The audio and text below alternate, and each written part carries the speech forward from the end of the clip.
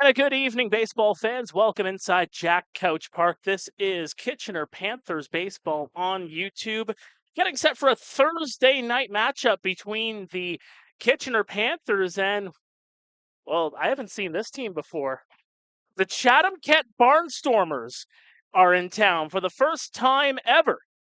These two teams lock up actually for the second time this season. Of course, the Panthers ended up losing 5-3 to the Barnstormers at Fergie Jenkins Field back on May 18th. Of course, that was the home opener at Fergie Jenkins. Mark Pare alongside Mike Gervais. And Mike, of course, tonight, this is going to be a matter of a revenge, a little bit of something that the Panthers really need to do is, A, take care of the Barnstormers, but at the same time, too, they really just have to get back to their winning ways. Yeah, you're absolutely right, Mark. It's no secret that the Panthers have not gotten off to this start that they wanted to, sitting at 1-5 so far. They've lost one in a row, and as you mentioned, the Panthers lost to the Barnstormers in that inaugural game down in Chatham at Fergie Jenkins Field.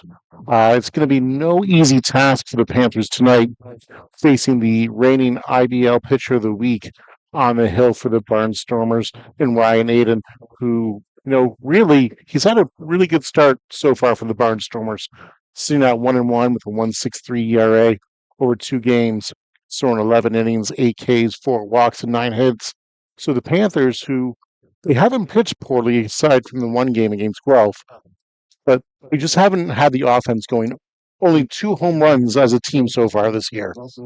And very un-Panther-like, to say the least. I mean, this is a team that, well, you're playing in Jack Couch Park, which is by far, besides maybe Christie Pitts, the most hitter-friendly ballpark in the entire league.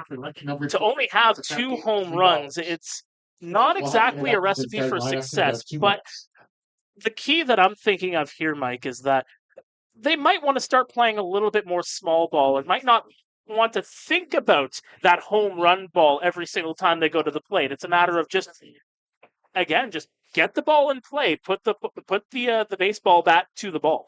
Yeah, you're absolutely right. You mentioned small ball. This is a younger, more athletic Panthers team than we've seen in the past, led by Jet Jarvis, who, coincidentally enough, is not in the lineup, or at least the starting lineup for the Panthers tonight. It's okay. We got a Jarvis in the booth tonight. We do. He might be a little bit better than I am on the base pass. It'd be debatable. But yeah, the Panthers, even as a team, they only have 2 home runs, but as a team, they also only have 2 stolen bases. Jarvis with 1 and Gonzalez with 1, and they've been cut down on the base pass 3 times. So whether it's a little more hit and running, I know last Thursday, 2 weeks ago, we didn't have a game here at home last Thursday. 2 weeks ago, they did try some sack bunting. Unfortunately, it didn't work out for them, but you could tell that the plan was in motion at least. The one thing that we saw, and we're going to go back to the game against Brantford on Sunday, that was that 13-6 loss to the Red Sox in that one. The one thing that really struck me with the Red Sox and the Panthers, it seemed like they were kind of shell-shocked by it, was the aggressive base running that the Red Sox employed in the first couple of innings, and they were able to generate some runs out of it at the same time, too. How do the Panthers, first of all, do the Barnstormers look at that and say, hey, we can do that as well? But at the same time, too, if they go that route, how do the Panthers kind of stop that kind of aggressive attack? Because it seems like Panthers, the other teams are going to pick up on that. Right. You're absolutely right there, Mark.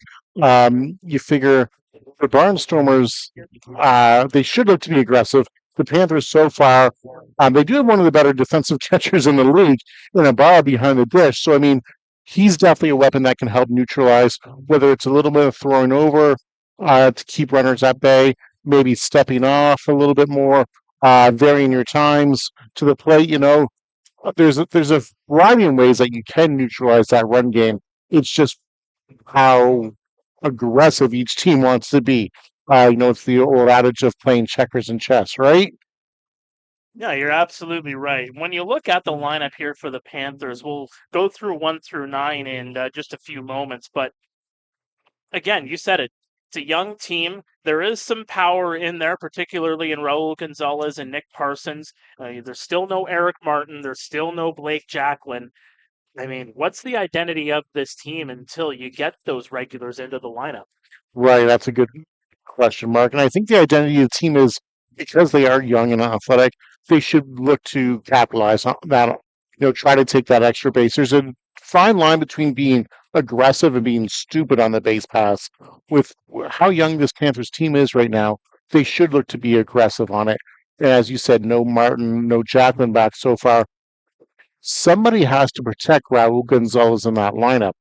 Right now, Raul, I'm not saying he's being pitched around, but you look at the Panthers teams in the past, you work yourself around Gonzalez, there's other people that can make you pay. Right now, there's not that threat. If you walk around Gonzalez, you just don't have that threat that can help bring those people in. Who are we watching for the Barnstormers here tonight? I mean, when I was looking at my notes earlier today, Strong's he's had a heck of a start so far for the Barnstormers. He's fifth in the IBL in batting average at 444, tied for second in the league rather, in dingers with 3. So that'd be my pick right now. With that wind blowing out, he might make Jack Coach Park look very small here. Well, we'll see what happens. We'll get to the starting lineups and then the radio side at the same time, too. You can also listen to this game tonight on 98.5 CKWR. We're going to take a quick break. When we come back, we will have your starting lineup. Stay with us. And he can lift anything. Anything at all. He's that strong. Joe Schuster, will you stop it or you'll miss your train? Now help me find number 5. Strong, but by day he's a mild-mannered reporter. Glasses, a secret identity. Honestly, you Canadian kids. He'd be in this cape. A what? A cape, wearing these blue tights. A hero in tights, really. Here it is. Listen, Lois, this guy is faster than anything, I swear. If you're not fast, you're gonna miss your train. That's it. A bullet. He's faster. No, he's faster than a speeding bullet. Come on, get on it. No one's gonna read a comic strip about a strong man in tights, Joe. It'll never fly. Fly, no. But he can leap over tall buildings. Oh, wow, yeah. See what your cousin Frank says in Toronto. Wait, Lois. I've got something for you. Take it. It's a gift. You never know. It might be worth something someday. Is he great or what? Bye-bye, Lois.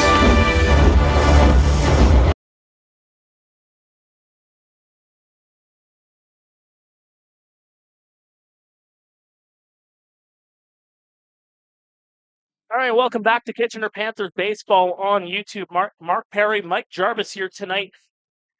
And for the Kitchener Panthers, Mike, we're going to take a look here now at the starting lineup. And, very interesting to see is that Liam McTagg, a call-up from the Junior Panthers, is actually going to be leading off for them. Yeah, I mean, as we were talking about leading up before the commercial, the Panthers don't have their full contingent of players right now. So this is a way, you get Liam leading off, getting him some at-bats. I know we're still only at the end of May, but again, plate appearances do count in regards to qualifying for playoffs as well, and that could be something that you might need further on down the road in August. And, you give the kid a shot, see what he can do against some of the not older, but of the veterans in the league.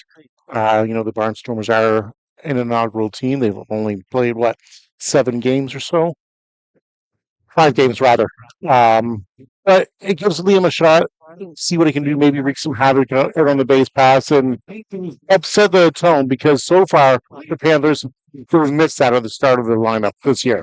And taking a look at the rest of 1 through 9, Stephen Whalen going to play at second, Raul Gonzalez at short, Nick Parsons in the cleanup spot, and at third base, Junior Ibarra is the catcher tonight. Ryan Burnside, the DH, Jordan McCarthy, the right fielder, Nolan Misa and Jaden Kemp, the 2 University of Waterloo guys, going in the 8th and 9th position.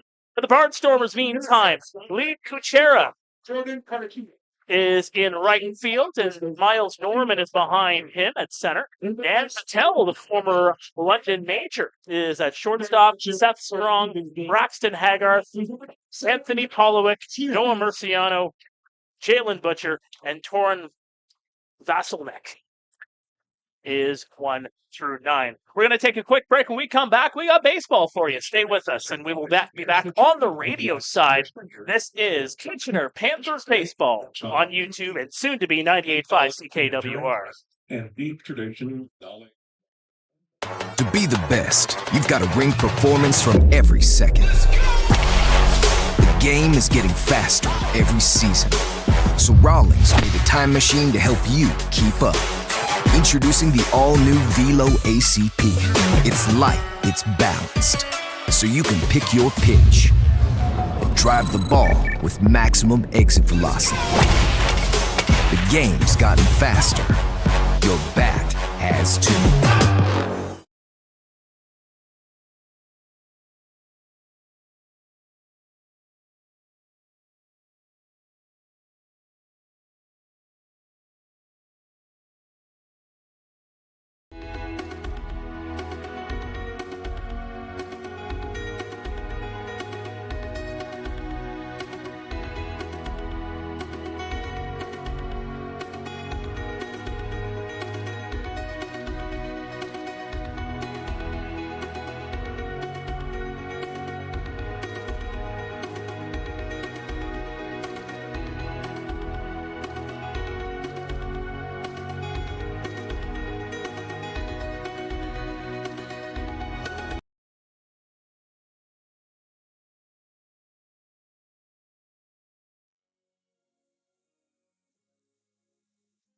It's finishing up the anthems here.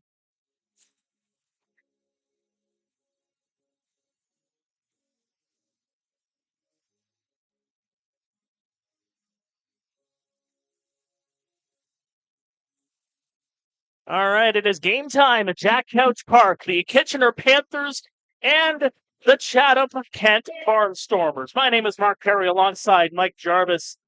Thank you to everybody for tuning in here on this Thursday night as the Kitchener Panthers, a 1-5 record, taking on the Barnstormers, holding a 2-3 record. Yeah, the Barnstormers, they got it hot out of the gates, winning their first two. But they've hit a bit of a slide lately, losing their last three. Overall, they're sitting 2.5 games back at first. Barnstormers 29 runs for, 41 against. The Panthers sitting at 1-5 with 19 runs scored, 20 against. They're 4 games back. The Panthers have the Rays Martinez on the hill tonight on this beautiful Thursday night. Martinez leading the IBL in Ks with 20. He's thrown 14 innings so far, giving up 10 hits, 3 earned runs, 2 walks, with a sparkling 1.92 ERA. He has given up 3 home runs. Part of that is pitching here in hitter-friendly Jack Couch Park. We'll see if he can keep the Barnstormers at bay tonight on this lovely, lovely Thursday evening. It should be noted that the wind is blowing out significantly. Right now, sunshine, nothing but sunshine, and 18 degrees here in the east end of Kitchener. You know, we could use Fahrenheit since our Chatham listeners are so close to Detroit. Hey, I just came back from Nashville a week and a half ago, so I'm still kind of on the Fahrenheit scale, too. I've spent 2 of the last 4 days in Detroit, back in American Park. That was being able to watch a full game without having to just have one center field shot on Sportsnet. Delightful. All right, we're set for baseball here at Jack Couch. We're getting ready for the first pitch. And that's a big swing and a miss for strike one, and we are underway at 7:34 Eastern. Yeah, Martinez throwing the heat earlier. Got a nice swinging strike there. And second pitch, contact made, and that'll be a base hit to lead things off. Yeah, the old hit it where it's pitched there. Didn't try to do too much, didn't try to pull it. Just laced a solid single out into that right center gap there. Of course, that was Lee Kusera. Now, Miles Norman in the batter's box, here to take on Martinez with a runner on first. Contact made, more of a check swing, and that will go into foul territory down the first baseline. Yeah, Norman, they're maybe looking to shoot that gap in between first and second. First baseman's playing close to the bag to hold the runner on. Second baseman shading close up to the middle for that double play depth. Now we see a bunt attempt. And trying to get it over to Misa, and that's going to allow Kusero to advance to second base. And those are mistakes that the Kitchener Panthers can ill afford. Yeah, just a free 90 feet given there. I like the aggressiveness by Ibarra trying the back pick there. Unfortunately, just wasn't able to connect and will likely go down as an error on the catcher to advance the runner over to second. A rare error, to say the very least. Again, we've talked about Ibarra ad nauseum, it seems. Just his ability to be such a great defensive kind of pitcher. Yeah, he really does help this pitching staff of the Panthers. Gives them a lot of confidence. I know last year was his first year in the league, and Panthers hurlers really, really liked throwing to him. They felt really confident with him behind the dish rather. And it says a lot having confidence in your pitcher being able to spike that breaking ball. Couple of looks by Martinez, and they're going to call a balk here. No, I think that was just a late timeout given to the batter. A very, very late time. Now, I know you're trying to cut down on the amount of time there are in games. That's going to be something to watch throughout this regular season. Contact made by Norman over to Gonzalez, over to first, and that's going to be the first out of the inning. Yeah, see, now that error by Ibarra looms large, and now you've got a runner on third with one out as opposed to a potential double play ball off the bat there. That's an unfortunate break for the Panthers early on in this game. We'll see if Martinez can get a big K here and set up a two-out showdown. This is Dan Battelle. He's playing shortstop. IBL veteran Dan Battelle. Yes, indeed. Played for London, actually, back last season. It's part of that playoff series against the Panthers as Battelle makes contact with the first pitch, but that's going to go into foul territory right near the soccer field. Having a guy like Battelle come over from the majors with that experience for the majors, bringing it to the Chatham-Kent Barnstormers, that's going to be good for that young team. Somebody who's been in the league, who's been in a playoff battle or two, will really be able to help the young Barnstormers team out. A big swing and a miss for strike number 2 on Battelle. Yeah, it might be setting him up. I wouldn't be surprised if we see a high up and in fastball here. Hitting 286 on the season. 4 for 14. The delivery, and that is not going to hit the strike zone. As looked like that was a little bit underneath the knees of Battelle there. Yeah, so I thought we might see a high fastball and we got a low breaking ball, and that's why I'm up here in the booth and not out on the field anymore. And well, I don't want to say I was a star because I wasn't. But I've played a few games of baseball in my day. I mean, I bet you were all right. It was okay. I knew my place. What position did you play? Only catcher. Oh, so you'll know exactly the plight of a Junior Ibarra there in terms of playing a whole slot of games as a catcher, as that is going to be popped up down the third base line, and coming over to make the catch is Nick Parsons. That's a big out there on Battelle for the Panthers there. You get a runner on third, less than 2 outs. That runner, you almost have to assume it's going to score. The fact that you got him out, and now you have a chance to get out of this inning with a ground ball or a fly ball, that's big for the Panthers. Well, it's not going to be easy. Seth Strong is on a heater. He is, as I said. 34. Yeah, 5th in the IBL in batting, tied for 2nd in the league in dingers. If I'm the Panthers, I might give them the old intentional walk here. See what Martinez will do. Here's the delivery. Right inside and definitely off the plate there. This is going to be one of those things where this is why you bring in a Junior Ibarra as a Cuban catcher, knowing the Cuban pitcher. Having those battery mates being country mates, they've played together. They played together a lot last season as well. That communication is there. That one's upstairs, and that'll be ball number 2. Oh, absolutely. As I said before, Martinez and the rest of the staff, they love throwing to Ibarra. He just calls such a good game. He gives those pitchers so much confidence. You can spike that breaking ball, or that he'll get that glove up for that high fastball. And it really goes a long way for the pitchers having confidence in the catcher. That's a heck of a breaking ball right there. And a 2-0 count. Just picks the bottom corner.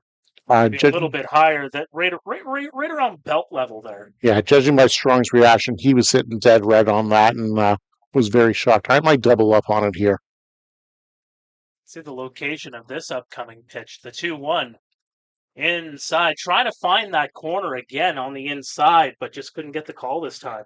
That's not even a bad miss. The fact that it was so inside, even if Strong does swing at that, he's probably going to hit it off the handle and get weak contact to the pitcher and maybe the first baseman. That's not a bad miss at all. Here comes the heat, the 3-1. Wray is going to actually be issued the walk. It looked again like he was trying to go inside, but home plate umpire Dean Oberle says, "Take your base, young man." Yeah, that's not the worst outcome in the world there. No disrespect here to any of the other Barnstormers in the lineup, but when you've got a guy like Strong up to bat, you don't want to let the best player on the other team beat you, right? So now you have runners on the corners here with Braxton Hagarth on the in the batter's box rather, and a guy that's hitting 357. So this is another guy you really have to be careful of. As Martinez takes a look and Hagarth makes contact, but it's going to go well foul down the third base side. It's going to go right into the Panthers bullpen area. Yeah, luckily nobody was hit there. We got some Panthers warming up already. I'm sure that's just getting some throws in. Martinez is not in any way, shape, or form getting pulled this early into the game. There's contact made and another foul ball for Hagarth there. Again, this is something that you might see throughout this game. And, one thing you want to try to do on Martinez is get that pitch count up. Right, absolutely. Try to get into that Panthers bullpen. Hagarth looks like he's late on the heaters there, fouling both of them off the opposite way. We might see a breaking ball in the dirt here. Yes. Right you are, Mike. Into the dirt as it went more to the outside on that one as he was looking for maybe a weak swing, if you will, from Hagarth, but Hagarth wasn't biting on that occasion. As I said, I was a catcher in my former days, so I still have that mentality here. Well, it's good to have you here in the booth to bring that mentality here. Here comes the 1-2 with Flair Airlines, in fact, flying a plane rather low here at Jack Couch, just in the sky. Region of Waterloo International Airport is nearby, so no harm, no foul there. But I haven't seen a plane that low around these parts in a little while. No, nor have I. And that's going to go over to second, controlled easily over to Misa. Misa will grab it. And the 4-3 ground out will retire the side. No harm, no foul. We're still scoreless here at Jack Couch. Stay with us. You're watching and listening to Kitchener Panthers baseball on YouTube and 98.5 CKWR. 1-1.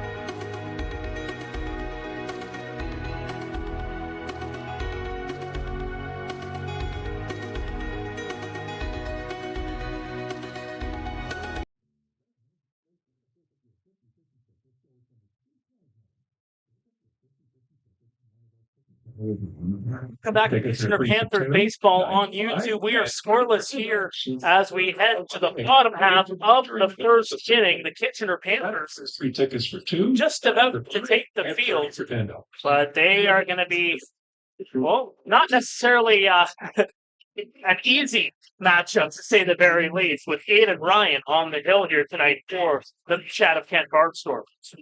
Yeah, Aiden Ryan, the IBL pitcher of the week here, last through May 25th against Hamilton, went 6 innings, 4 runs, only 2 earned, 5 hits, 4 walks, 3 Ks. Um, Overall on the year, he's got a 1.63 ERA. 2 games started, 11 innings, 8 Ks, 4 walks, 9 hits. The Panthers here, they're really, really going to have their work cut out for them. We'll see what they can do here. If I'm the Panthers, I'm looking to get somebody on. And as I said earlier, just start running. There's a difference between being aggressive and reckless on the base pass, but Liam Matag here should look to be aggressive if he gets on. A junior call up for the Panthers, who's been wreaking havoc for the junior Panthers lately. It's nice to see him getting the call up so early into the season.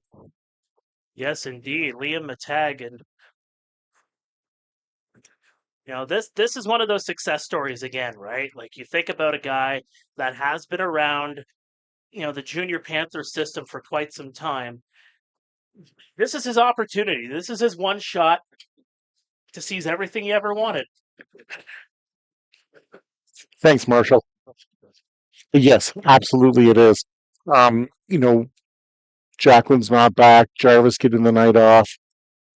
It's a good idea to give these young guys some at-bats early on in the season, as I said earlier on. It is only the end of May. You do have to have enough plate appearances to qualify to play in the playoffs. So a night like tonight, where you don't have some regulars, get your younger guys some at-bats towards the start of the lineup. That way you might sneak out an extra at-bat or two into the game for him.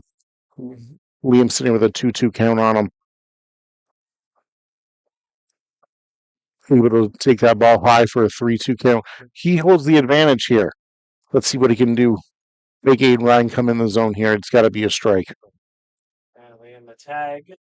And Liam Matag makes some contact. That one's going to go high and deep. Playable right at the warning track, and a catch made right in right center field there by Miles Norman. You might say that he tagged that one. I almost did. Yes, indeed. Second baseman number 27. And again, thank you. Make that contact. Really force the play. Don't let the pitcher beat you. Make the fielders beat you. Yeah, exactly. You want to, from a Chatham perspective, you don't want any free passes. But from a Kitchener perspective, you want to put the ball in play. There's nothing worse than sitting there with the bat on your shoulders.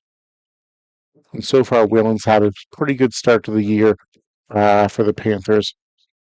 He's sitting here with a 2.38 average. It's nice to see him up in the 2-hole.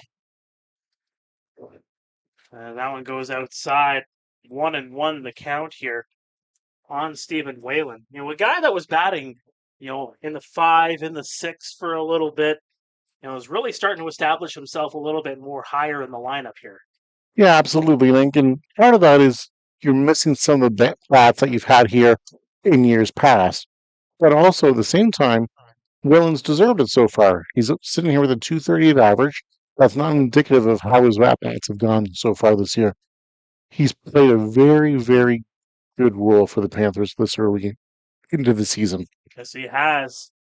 Looks like he made a little bit of contact there. Keeps himself alive in this at-bat, as he looked like he had that swing in, but the ball made contact just in on the hands. Yeah, nothing wrong with fouling a pitch off. That's a pitcher's pitch right there. There was nothing Whalen was going to do with it, but he stays alive. And that's the objective right there. The 2-2 again. That one goes into the dirt. Count is now full. How do you approach this situation here as a catcher? As a catcher, I'm going over the scouting report before the game, trying to see what his tendencies are. We know Whalen likes to pull the ball. And ironically enough, took a walk on a pitch outside. I was just going to say, I'd be looking to pitch him away.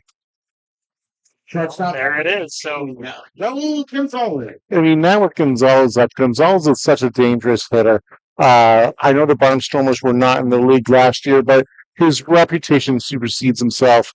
So this is a guy who was right in the MVP race until the last few days last year. He was the runner-up in the final voting as well. Exactly. And as we said in the top of the first inning, we're not going to let Strong beat us tonight. The Panthers coming in with the Barnstormers, rather, are coming in with the mindset that they're not going to let Gonzalez beat them tonight. The thing is with Gonzalez, he's not putting up Gonzalez-like numbers here so far. He's only hitting 182 so far this season. Right. He'll foul that one away. A guy that was hitting 600 in the first month of his IBL career a year ago. Right. I mean, I don't think it would be, but you have to wonder if that leg injury he suffered last year in the playoffs would still be lingering a little bit. Again, I don't think it would be. That's almost a year now, but it is a little perplexing that he's not even hitting the Mendoza line. That was not a great swing right there on a pitch breaking ball in the left-handed batter's box. As he strikes out for the second out of the inning. Third baseman number 88, Kit Person. Now it's Carson's up to bat here. He's going to be looking. Again, I'm looking to shoot that hole in between first and second. See if he can get a pitch out the outside of the plate and get Liam Matag over on the third. So again, runner on first, and Nick Carsons will take that one outside for ball one. Dean Overly, your home plate umpire. Chris Wilhelm is over at first. He's the crew chief tonight. And Mike Guthrow is over at third base tonight, although you're seeing him right down in the frame at second base right now. One is going to go right off of... Did that go off his helmet? I believe it did, off the brim. As that pitch gets away from Ryan, and Parsons will take the base. And it's a good thing you wear head protection like that. Exactly. That's why you wear a helmet. Nobody likes anybody ever get hit. I firmly believe there was no intention from Aiden Wright on that pitch up and in. I think it was just something that got away from him there. There's no history of bad blood between these two teams, with the Barnstormers only playing 5 games. So yeah, that's just an unfortunate pitch. It didn't look like Parsons was too upset by it. Let's see if Ibarra can do some damage here. And Ibarra, and one thing that we talked about with Junior is, a guy that went to represent his country in the midst of last season, had a little bit of struggles at the plate beforehand, came back, completely reapproached his game in the batter's box. Oh, you're absolutely right, Mark. He was white hot once he came back from representing his country midway through. I think he was the Panthers' best hitter in that second half of the season last year. And he's already got a grand slam to his credit here this season. I was reading the other day, that's the Panthers' first grand slam since, 2018 or something like that? No, because remember, Marcel Lacasse hit a home run Right. last year. Right, against Barry. No, against London. Right. I was on that call. Yes. And it was a 2-0 game, and it was one of those splits where rain ended up raining Right. the second half of the game. You go back the next day, and Lacasse just bombs it over the fence, and really just was the catalyst to bring it to a Game 5 here in this ballpark, ultimately allowing the Panthers to get that series victory. Yeah, Lacasse, he had a heck of a playoffs for the Panthers last year. He almost hit a home run against Barry here. That would have set that game to extra innings. But unfortunately, the wind just decided to hold it up. But let's see what Ibarra can do here. As that one goes just inside, a 2-1 count here on the Cuban catcher, wearing number 48. Of course, the Panthers wearing their new spiffy, I guess, cream-colored jerseys is what you would call them. Some might call them white, but they are they have that cream tinge to them. Yeah, definitely a cream on the bar. Ibarra with a good contact made there, but it goes over to second. Polowick, and they will get the runner over at second to end the inning. Ibarra does reach on a fielder's choice, but he's stranded.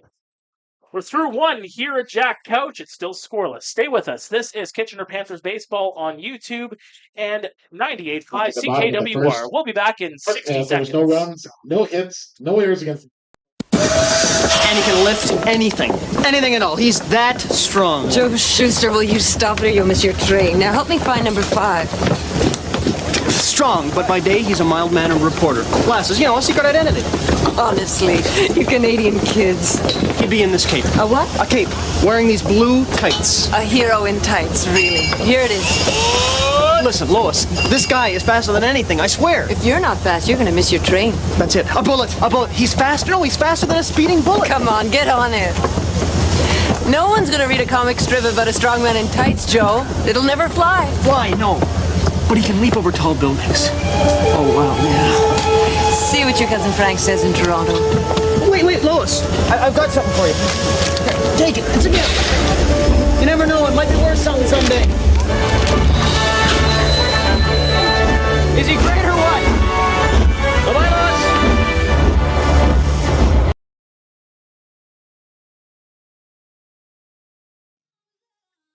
Welcome back to Kitchener Panthers baseball on YouTube at 98.5 CKWR. It's a party at Jack Couch Park.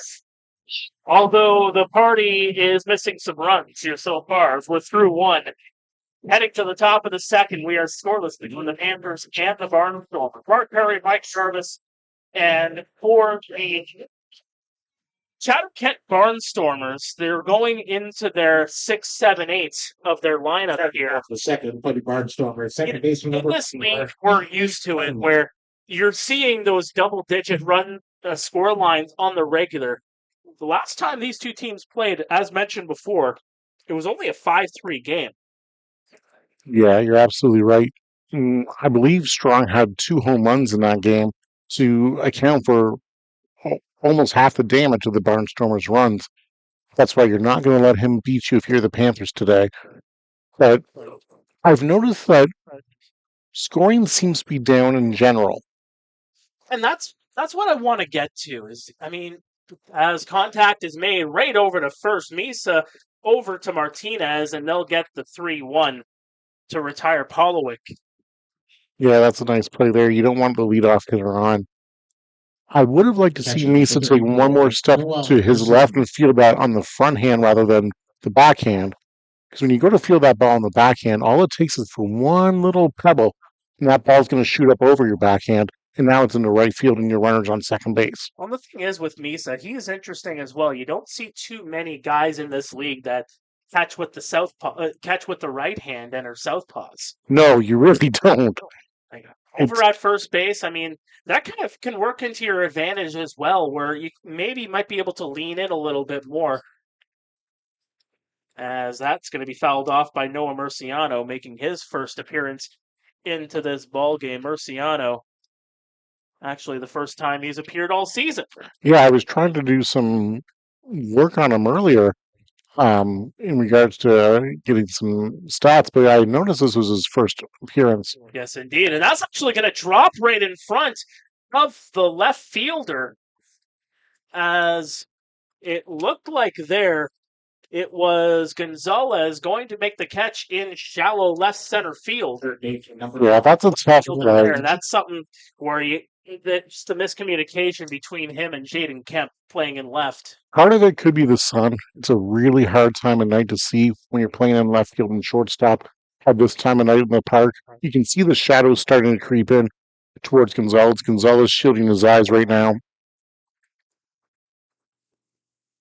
And I'd imagine you'd still score that a single. I would. Yeah. If I was still scoring. Of course, you are the usual scorer for the Kitchener Panthers of the last several seasons. And we moved over here to the broadcast booth this year. The 0-1 is framed by Ibarra, but not going to get the call from Oberle, and quickly the count 1-1. I am. I've just slid on down press row from one end to the other. Did you moonwalk down this way? No. Nobody wants to see me moonwalk. That one goes downstairs right at the knees, but not going to get the call as Ibarra trying to frame that one again. Again, something that Ibarra is pretty good at is, trying to frame pitches where he can make balls look like strikes. Yeah, absolutely. That one didn't miss by much by any means. It was a little off the plate. Good call by Oberle there. I know the umpires take a lot of flack. I would not want their job by any means whatsoever. Dean's one of the better ones in this league. Yes, he is, as Butcher is up to bat here. And he will take a strike. Jalen Butcher, I should say, hitting 200 on the year. The 2-2, swing and a miss. They got him. Just a wicked breaking ball there by Martinez. Shows why he's the league leader. Say that 5 times fast. Days for the IBL so far. So this will bring up the number 9 hitter here this evening. That is Torin. And I have the pronunciation from Don Donnell, but it seems like it is escaping me at the moment. He took a big hack at it right there for an 0-1. Again, Martinez has that nasty, nasty breaking ball working for him tonight, which is good to see if you're a Panthers fan. Vasi Lennox. 0-2 count for him now. Yes, indeed, as he fouled it away to the left side, right near the Panthers' dugout. If I'm Martinez here, I'm just burying that breaking ball in the dirt here. Let's see what Martinez thinks. Yeah, the 0-2. Outside, well outside there, and the runner's going to go off the Got him. Yep. Whoa! Got into second base. Standing up was Murciano. A little bit of a delayed steal there by Murciano. As it looked like Ibarra was paused a little bit in behind the plate. And just that speed of Murciano taking over. He already knew that he was well off the bag at first, and he just said, you know what?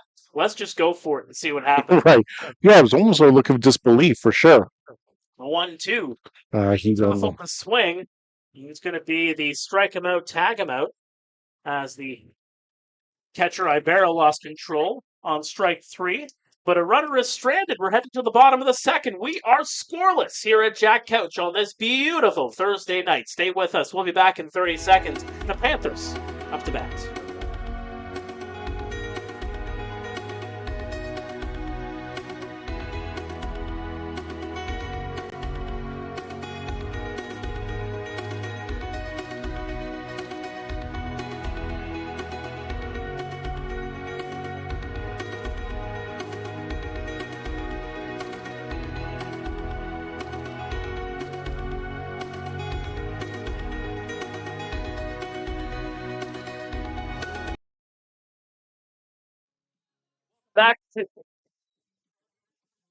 Welcome back to Kitchener Panthers Baseball on YouTube at 98.5 CKWR. Mark Pare alongside Mike Gervais.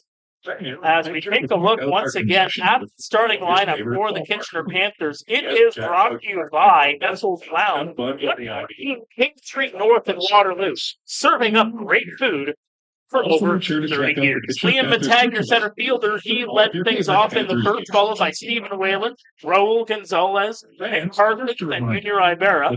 Coming up here in the second inning, it will be Ryan Burnside, the DH, Jordan McCarthy in right field, and Nolan Kisa is also in the field here this evening at first base. And Jake Kemp in the 9th spot, he is your left fielder for this evening. And as mentioned before, Yadigan Martinez is your starting pitcher. Yeah, Burnside and Carthy, they've been off to hot starts, each of them. Burnside hitting 273, Carthy hitting 313, which is impressive for Carthy considering he dabbles as a pitcher as well, too. And you usually don't see pitchers with that kind of stick. Hey, that's some power right there, and that's that 5-tool player that you'll just love to have in your lineup. We've got our own Shohei here. Yes, we do. The ball at the second. And guess what? It didn't cost him $500 million. That's true. And sorry, not even $500 million, because that's what the Blue Jays would have paid him. yes, Allegedly. People are still tracking flights at Pearson Airport. I mean, I'm just tracking for Taylor Swift. Uh, Everybody does these days. you're alone on that one, Mark. I actually don't. I hope not. Here comes the 0-1 to Burnside, and that one's well outside. If you're Ryan here, how do you approach Burnside here? I mean, Burnside's got some hit potential, as I said, hitting 273. I'm looking to maybe bust him in, get him in on the handle. Although you have to wonder if that hit by pitch in the bottom of the first inning off the helmet would scare him away from that inside corner a little bit. Here comes the 2-1 from Ryan. And he is working a little bit more to the outside here on Burnside. He is, yes. I've noticed that as well. I mean, again, if I'm a pitcher here, I'm really worried about that shadow creeping into the shortstop third base territory. You can see the shortstop shielding his eyes there. So, it's the old adage, Right. you pitch to contact and you hit to where the pitch is pitched, right? If I was right there, would have maybe tried to go inside because you don't want that ball to come out where the shadows are and fall in like they did for the Barnstormers in the top of the second. So Jordan Carthy, the right fielder, a guy that actually started with the Panthers as a pitcher, converted himself over as a utility guy on the base paths as more of a pinch runner, and he'll take an inside pitch for strike one. Yeah, Now, starting to see some more at-bats on the regular here. yeah, absolutely. We saw him as a pinch runner lots of times towards the end of last year. Very valuable piece for Don Menard in what was going on in the Panthers offense. Of course, Don Menard on the other side of the diamond here tonight. Throw over to first base as they try to get Burnside, but Burnside is able to get onto the bag safely. Yeah, good for Don. Chatham being closer to his home, lives down in the Windsor area. Less of a commute, able to spend more time with his friends and family. Natural fit there. There's the 1-1 over to the third baseman, mishandled temporarily, and they'll get Carthy running down the first baseline. And that was a bit of a bobble there by the third baseman for the Barnstormers. A little bit of a bobble, absolutely, but good arm strength in no panic, picks it up, makes a solid throw across the diamond, threw almost flat-footed. Kid's got a cannon over there. Well, that's what you need for a third baseman, a guy that can really just get that long-distance throw in. Yeah, they call it a hot corner for a reason, right? Yes, indeed. Nolan Misa now at the dish as he knocks it down the third baseline, fouled. Yeah, good hack by Misa there. Looks like he's trying to put the ball to play early, wants to try to jump at him early, not let him get ahead of the can, because, once those pitchers get ahead, I believe it's like 100 points difference in batting average when they're ahead 0-1 as opposed to 1-0. First, Misa, one of the University of Waterloo players converted here into the IBL, as that pitch wild there as Burnside is able to advance to third. A little bit wild. Should be scored as a wild pitch. Looks like the ball just got away from him. Maybe didn't quite finish off his delivery there. But now the Panthers have a nice opportunity here with a runner on third, less than one out. This run's got to come in. Comes the 1-1. And Misa, this should score a run as this is a fly deep ball. That's over the fence and gone. Nolan Misa with his first career IBL home run, and the Panthers have taken a 2-0 lead. Yeah, that definitely got the run in, and then some. Brought himself in as well. As you can see, the wind blowing straight out to center field now. If we look at that flagpole, I think that ball was gone even without the wind, though. Someone go find that baseball. Oh, Misa, oh my. Unbelievable. That ball carried in a hurry. Just more center field, if anything, but more toward the right near the Heathwood home sign. And the Panthers have a 2-0 lead. Yeah, he put a nice level swing on the ball there. Created quite a bit of backspin. I'm putting a little too big of a swing there. Try to jump Ryan and do the same thing. Again, Kemp, he's been in another lineup over the last couple of games. Is again trying to get young guys in, trying to get regulars in at the same time, too. Yeah, it's a fine balance of, the start of the year, you want to see what you got, especially with a new player coming up into the team. You want to get them some reps.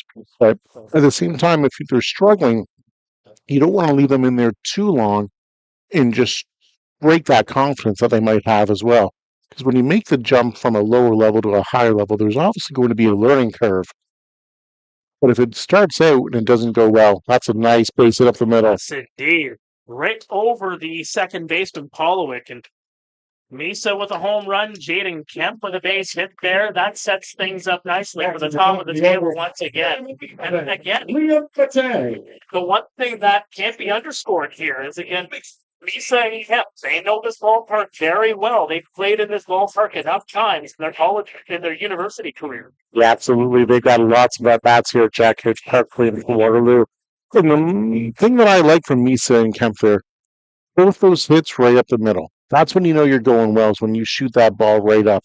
You're not pulling off it, and you're not late on it as well. Good at-bats by two young Panthers.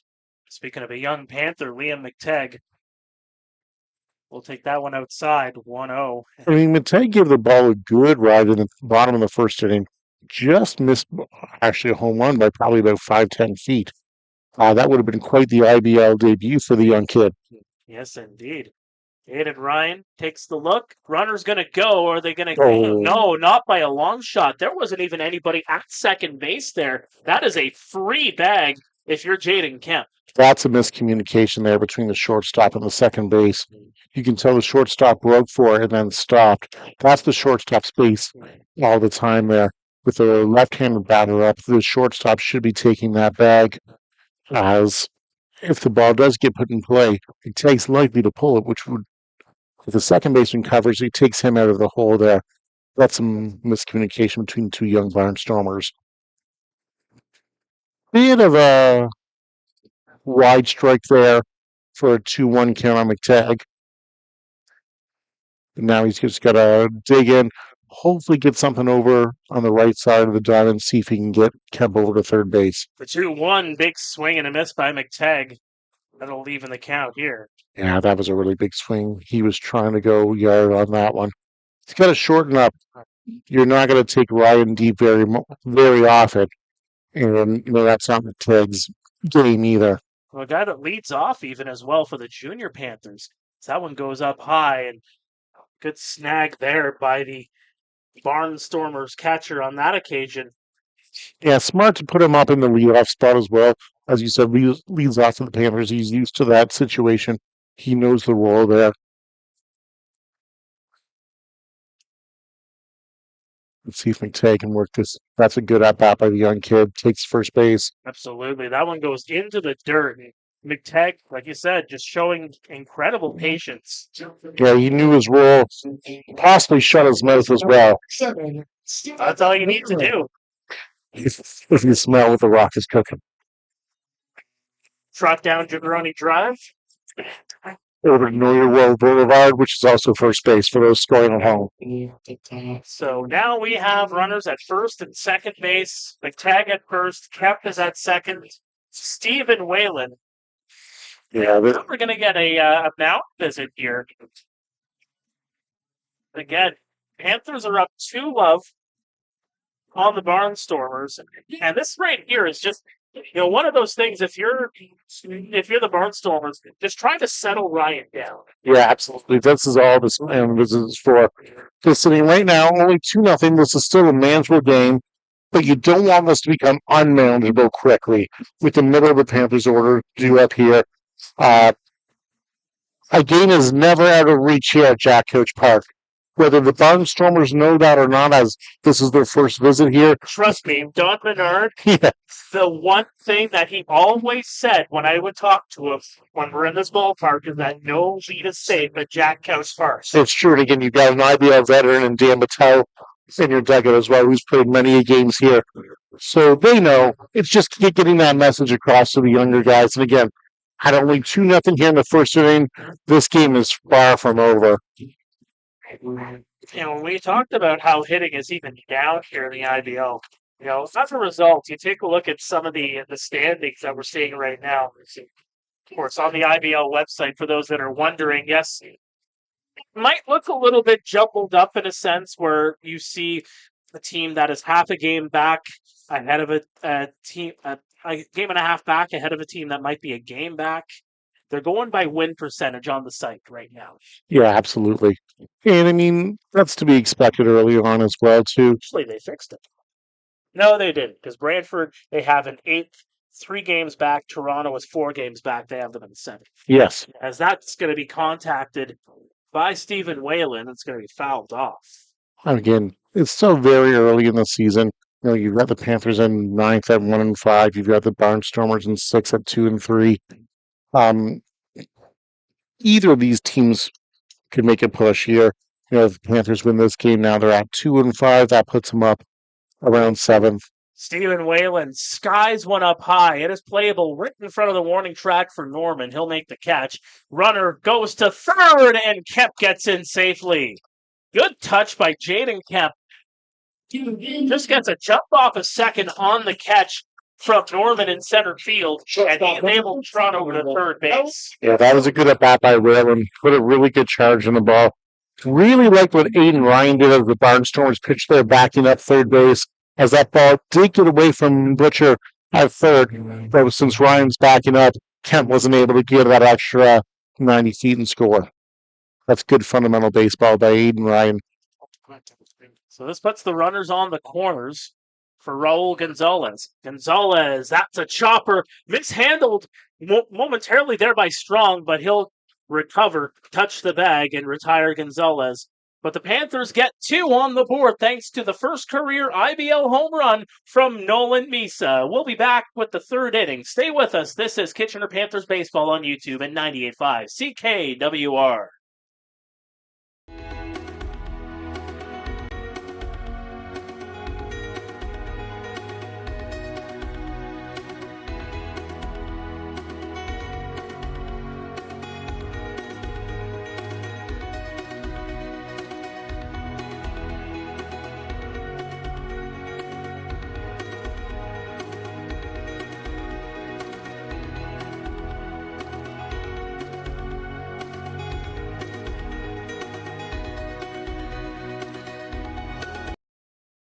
Every day, Canadians come to YouTube to entertain and be entertained, to find the inspiration to create amazing things, even turn adversity into opportunity.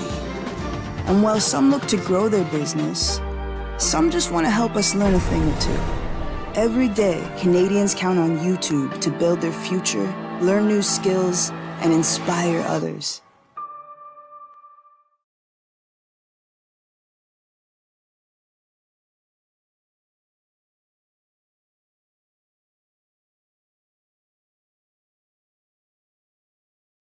Welcome back to Kitchener Panthers Baseball on YouTube at 98.5 CKWR. Yadi and Martinez on the hill here for the Panthers. It is Speak Cancer Night here at Jack Couch Park. We do have the link on our social media as well as on our website if you want to donate. Definitely every penny counts for cancer research. It will go to the Canadian Cancer Society, and definitely a cause that hits quite close to home. Back to the top of Yeah, you're absolutely right there, Mark. Some of you may or may not know, 2 years ago, I was diagnosed with colon cancer, and I can say it is the most unfortunate thing to ever happen to somebody. And it comes out of nowhere, too. It does. I was 39 years old when it happened.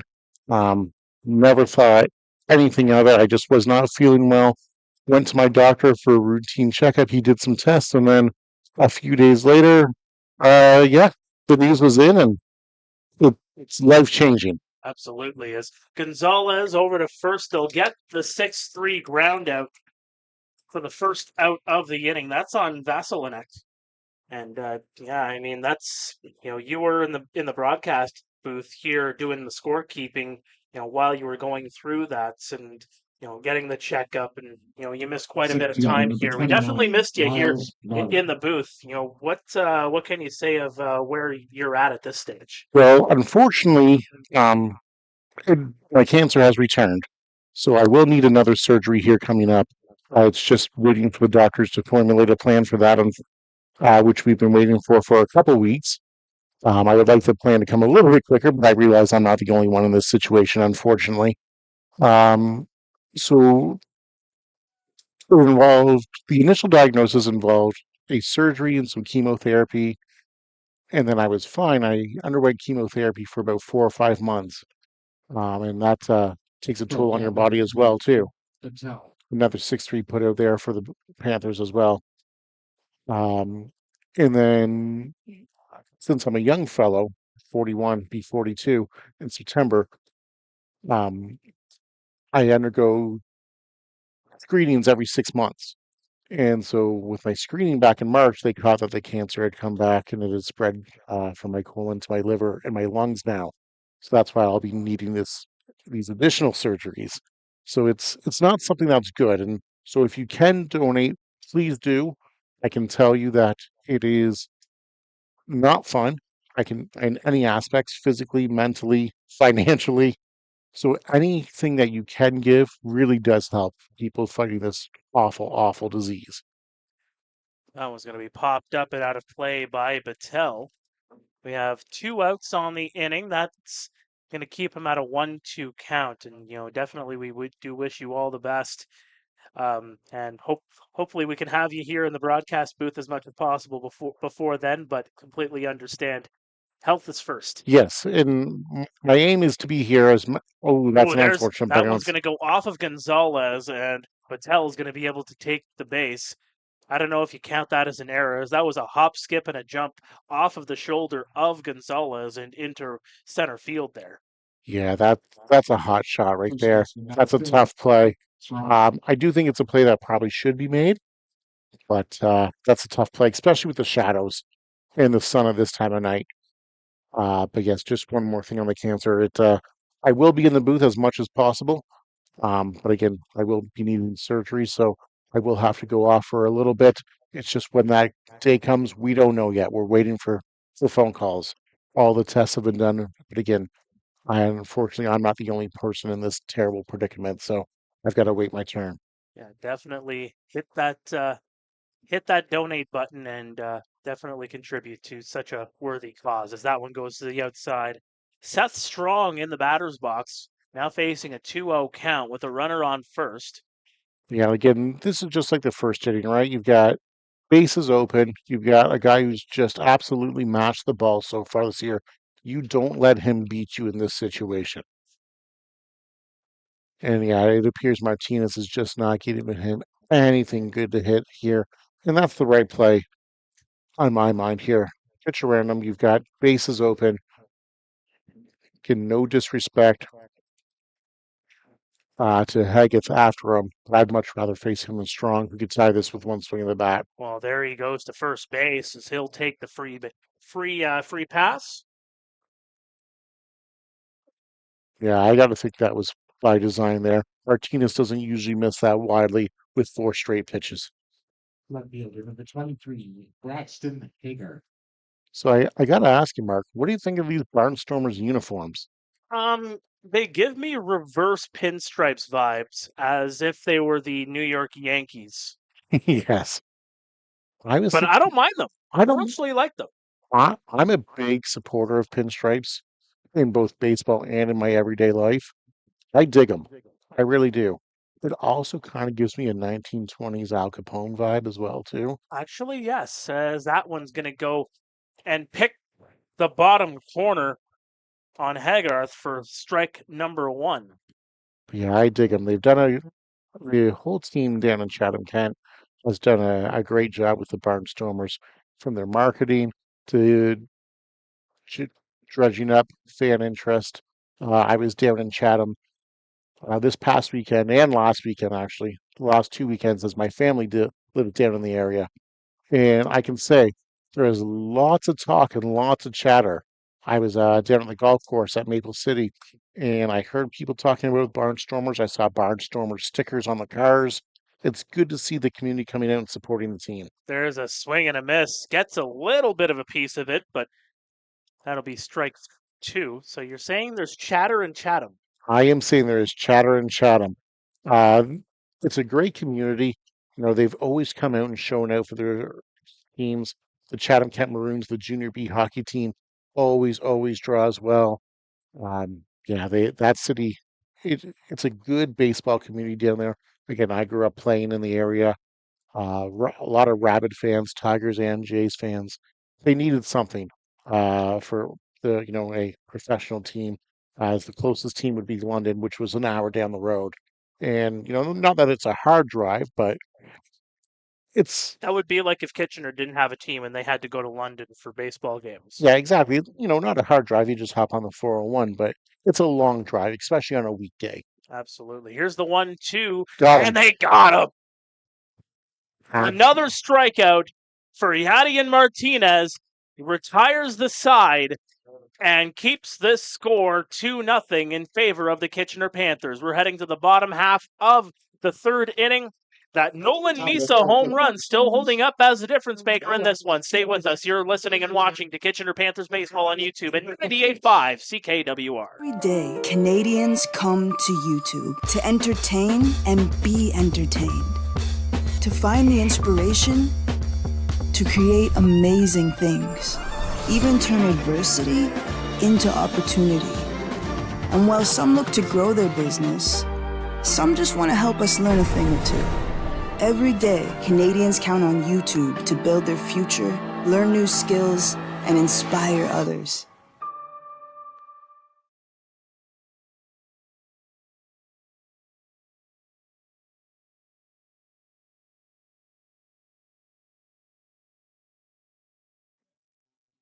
Welcome back to Kitchener Panthers Baseball on YouTube at 98.5 CKWR. Heading to the bottom half of the third inning. The Kitchener Panthers 2, the Chatham-Kent Barnstormers no score. Parsons, Ibarra, and Burnside due up here for the Panthers to take on Aiden Ryan. Yeah, the middle of the order coming up for the Panthers. Hopefully looking to gain some momentum from the bottom of the second where the Panthers jumped out to a 2-0 lead. The Shadows have pretty much overtaken the infield now, which is good for the infielders because I got to say, these night games are just absolutely atrocious for the left side of the infield. I do feel sorry for anybody who tries to field a ball until about this time of day. It is painfully difficult over there. Yeah, that shadow actually moves quite quickly. If you do recall, it was only the second inning where you had the peak of the media booth kind of just in the shortstop area in the infield. Now pretty much the entire outfield, minus a few bright spots, are covered here now. Yeah, and that's what you want for a defender. It's going to make things much easier to track. Again, the Barnstormers had that play in the top of the second where a ball fell in between the left fielder and Gonzalez there that I believe was lost in the sun. So Nick Parsons is the batter here, taking on Ryan. Takes the look, and that's going to be inside for ball one. Parsons was hit by a pitch right in the helmet the last time he was at the plate. So curious to see what his approach might be here. Yeah, I don't think he'll be leaning in too much this at bat. Not that Parsons leans in at all. No, not really a leaner, but a guy that has a whole lot of pop. Watching him during the off season, what he has been able to do south of the border. Parsons, 19 home runs as a member of the University of St. Francis, playing as a first baseman, of course, playing third base here with the Panthers. Yeah, that's impressive down there for St. Francis. Shows that he's got some pop. Oh, and he gets drilled again. Right in the arm. That's what the protection's for. You guys going to have to wear one of those gladiator suits. Do you remember American Gladiators? Do you remember the show American Gladiators? I do remember the show American Gladiators. That was the highlight of my Sunday morning when I was a kid.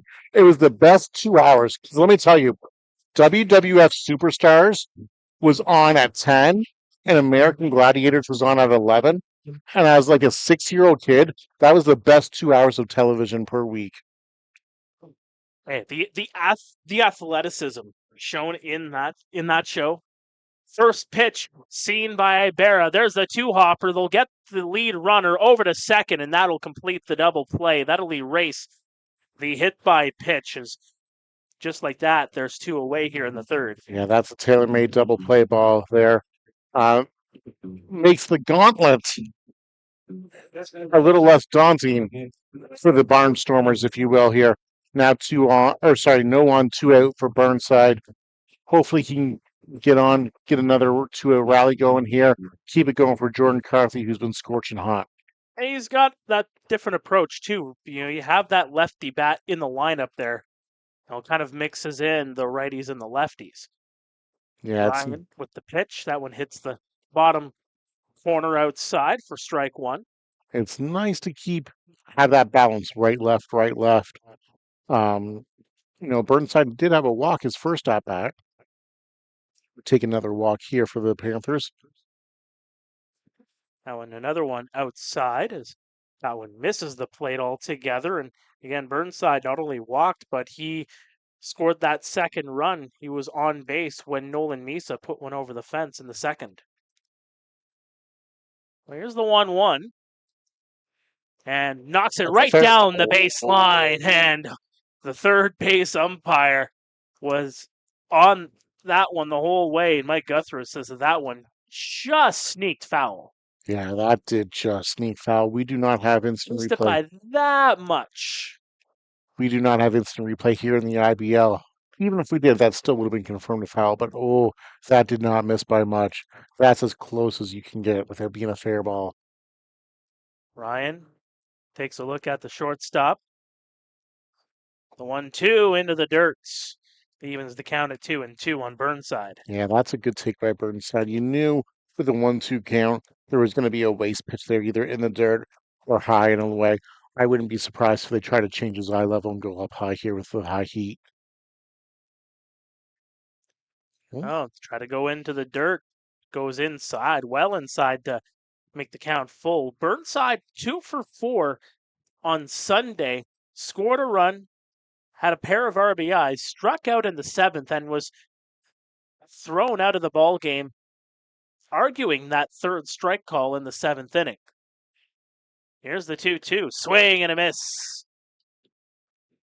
And that will end the inning on the strikeout. We're heading to the 4th as it remains 2-0 Kitchener over the Chatham-Kent Barnstormers. Stay with us. This is Kitchener Panthers baseball on YouTube at 98.5 CKWR.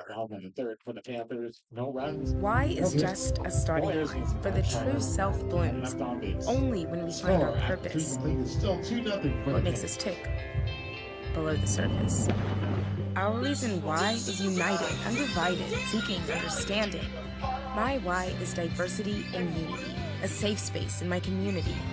It's a million faces in a mirror, and everyone belongs.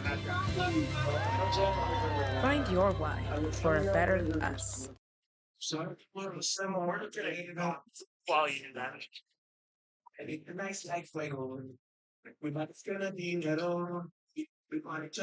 Welcome back to Kitchener Panthers baseball on YouTube at 98.5 CKWR. Mark Pare, Mike Gervais here with you in the broadcast booth here in Kitchener as the Panthers, again, looking to get back into the win column.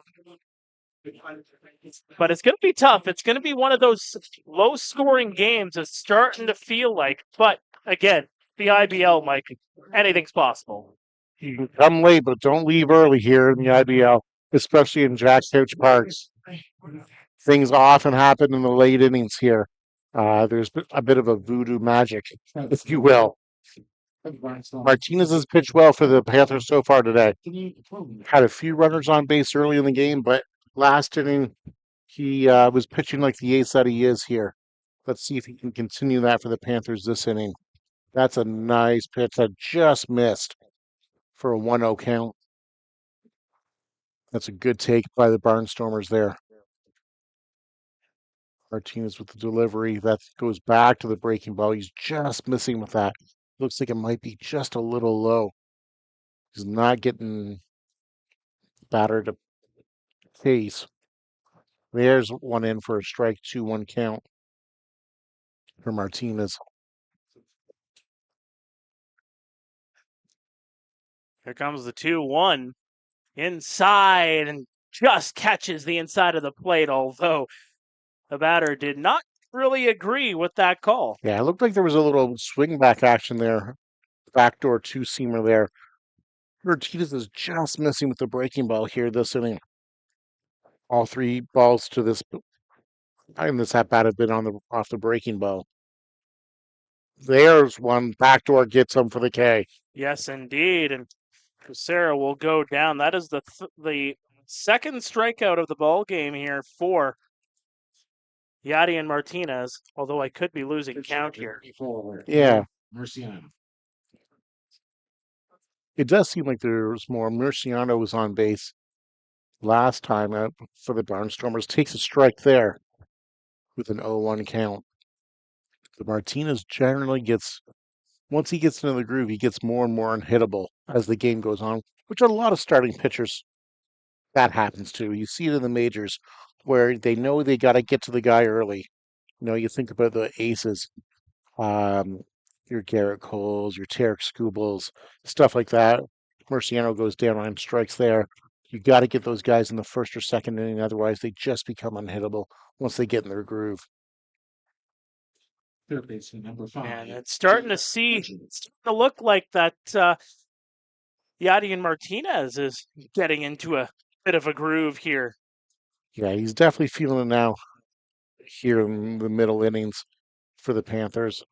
Um, that's a filthy, filthy off-speed pitch right there.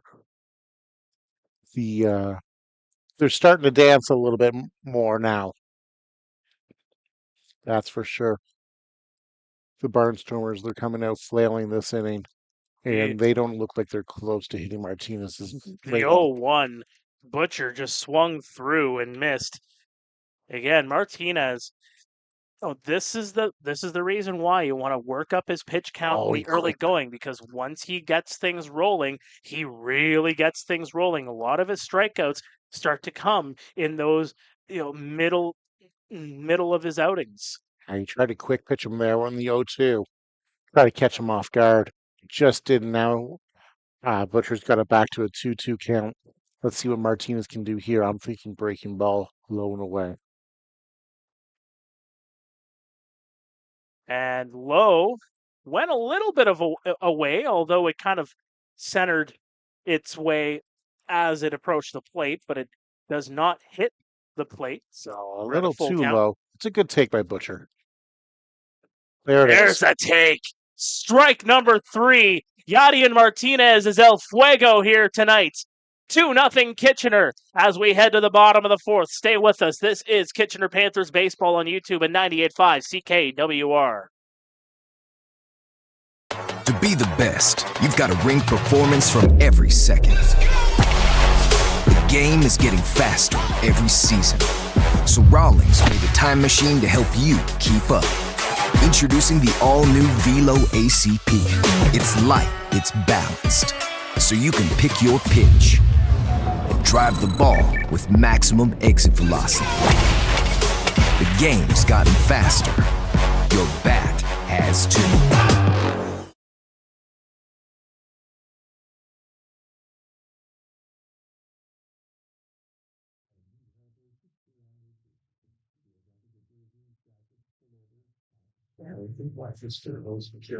Welcome back to Kitchener Panthers baseball on YouTube at 98.5 CKWR. Bottom 4 upcoming here. Kitchener Panthers and the Chatham-Kent Barnstormers. The lone runs on the board right now, courtesy of a home run from Nolan Misa. It is one of 3 games happening in the IBL. Mike, what do we got? Out in Welland, Brantford leads Welland 1-0 in the bottom of the 4th. Here we're 2-0 Kitchener over Chatham in the 4th. And down in Barrie, or I should say up in Barrie, rather, the Hamilton Cardinals lead the Barrie Baycats 3-1 in the top of the 4th. So all games pretty close here so far in the IBL. As we were saying, scoring is down so far. At the bottom of the 4th for your Kitchener Panthers, right fielder number 12, Jordan Carthy.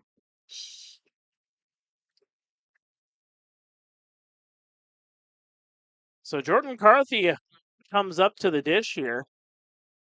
Grounded out his last time up as that one goes downstairs for ball number 1. Yeah, that's a good take by Carthy there. You could see right away that wasn't going to hit the zone. Good layoff. No sense trying to be too impatient. It's hard to say, right? Jordan Carthy could not have placed that ball any better there. The old swinging bunt there. Exit velocity approximately 30 miles an hour, but hey, it's a line drive in the box score. Now Misa's up for the Panthers. Misa had the big blow in the second inning with his first career IBL home run. Let's see what he can replicate here in the or fourth inning rather. Flag blowing out again. Say your name, say what the score is. Are we honestly just like this is like some game or whatever? Misa with a nice take there. It's 1-0. If I was the Panthers, I might be a little aggressive here. See if Carthy can swipe a bag. He's got some good speed. Put some pressure on the Barnstormers defense here.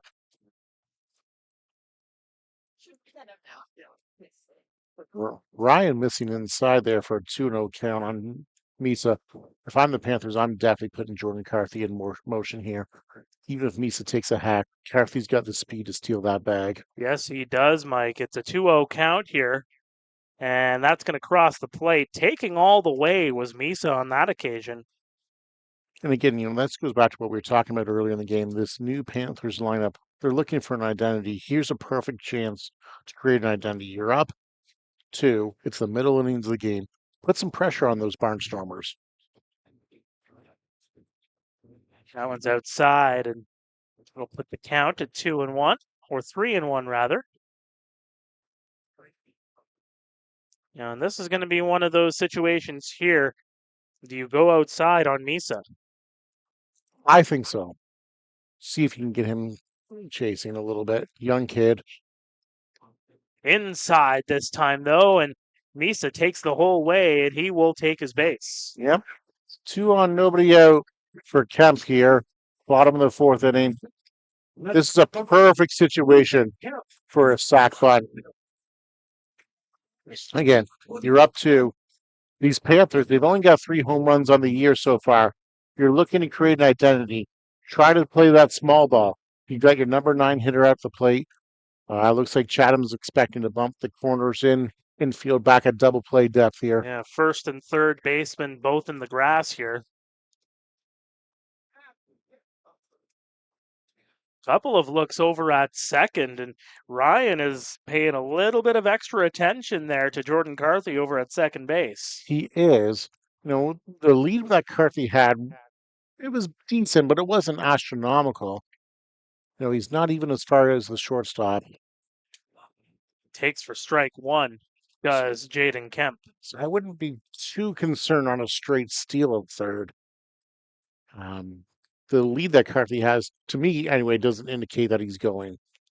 I wouldn't be surprised if the bunt's still on here, but inside again, and really pitching inside on Kemp. It looks like Ryan is really keying in on making sure that if Kemp is going to make contact, it's going to be in on his hands, and he's not going to be able to use his power. Yeah, absolutely. You want it in on his hands. Try to get in on that handle, get a weak ground ball over to third base. That one's outside and misses the plate altogether, 2-1. So Ryan's losing it a little bit here in the bottom of the fourth is control. Again, you want to make that batter beat you. No free passes, right? Free passes are the absolute killer. You got to win that race to 2 strikes. Couple extra looks over. A third look at Carthy. And Kemp makes contact, but it's going to foul off to the backstop. Now, the count at 2-2. Now with 2 strikes, you're seeing the corners move back a little bit. First base more so than third. Third base, Butcher for the Barnstormers still playing, so not in on the grass, but halfway. And that is going to be underneath the knees of Kemp, according to home plate umpire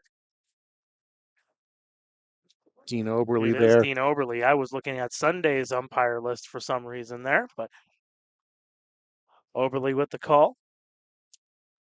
Let's see what Ryan does here. Just the one look this time, and Kemp will foul that one away, and almost a free souvenir for us here in the broadcast booth. I had a beat on it. He sure did.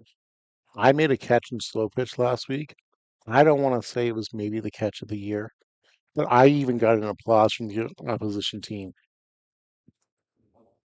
Well, I will applaud you here in the booth. Oh, he And walked that's him. well outside. Yes, that'll load the bases for the top of the order, Liam McTagg. All right, Lehman, take. You only get one shot, one opportunity. Sees everything you ever wanted. One moment. Would you capture it? Or will he let it slip? Yeah, the Barnstormers coming out for a mound visit now. This is smart on their part. And the key here, Mike, as well, is that it's not just that the bases are loaded. There is a whole lot of speed on the base paths right now. Yeah, absolutely. You've gotten a single and 2 walks. And as you said, this might as well be the Kentucky Derby out there on the bases right now. There is so much speed. The tag just has to find some green for the Panthers. Try not to get too long in his swing. He got a little long last inning. Or sorry, in the second inning, rather. Looked like he was trying to copy that home run from earlier on in the inning. We just want to see a ball in play here. Yeah, nobody out. This is some trouble here for the Barnstormers. Liam McTagg will take under the knees for ball 1. Yeah, you speak of the Kentucky Derby. Beautiful state. Yes. Drove through it on the way to Tennessee during the long weekend.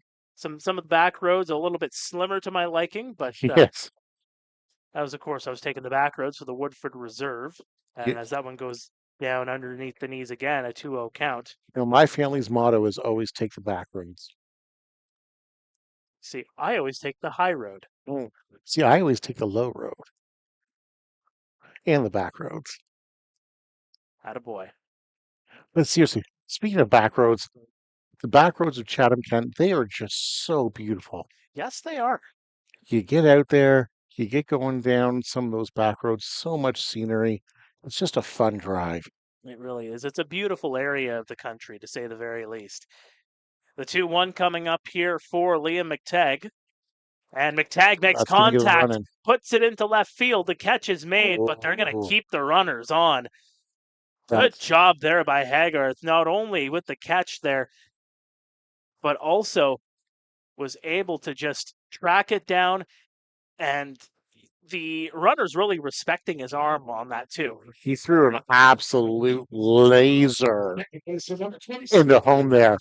There was no sharks with laser beams there. It was just a laser to keep the runners on base. But Haggith, good positioning, was square to the runners.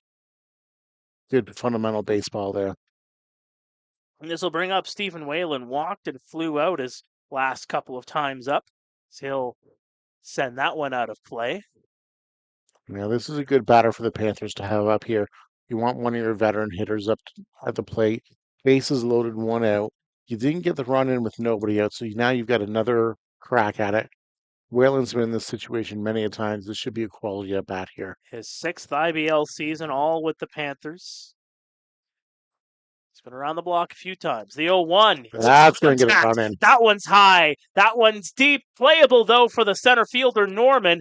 The runners will advance all the way, and 1 run will come in to score. Make it 3-0 Kitchener. Yeah, good job there to tag up and go from second to third as well. Now, if you get a wild pitch or a pass ball, you get yourself another run.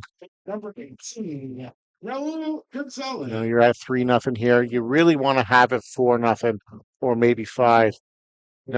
As some of you might know, I'm a big Detroit Tigers fan.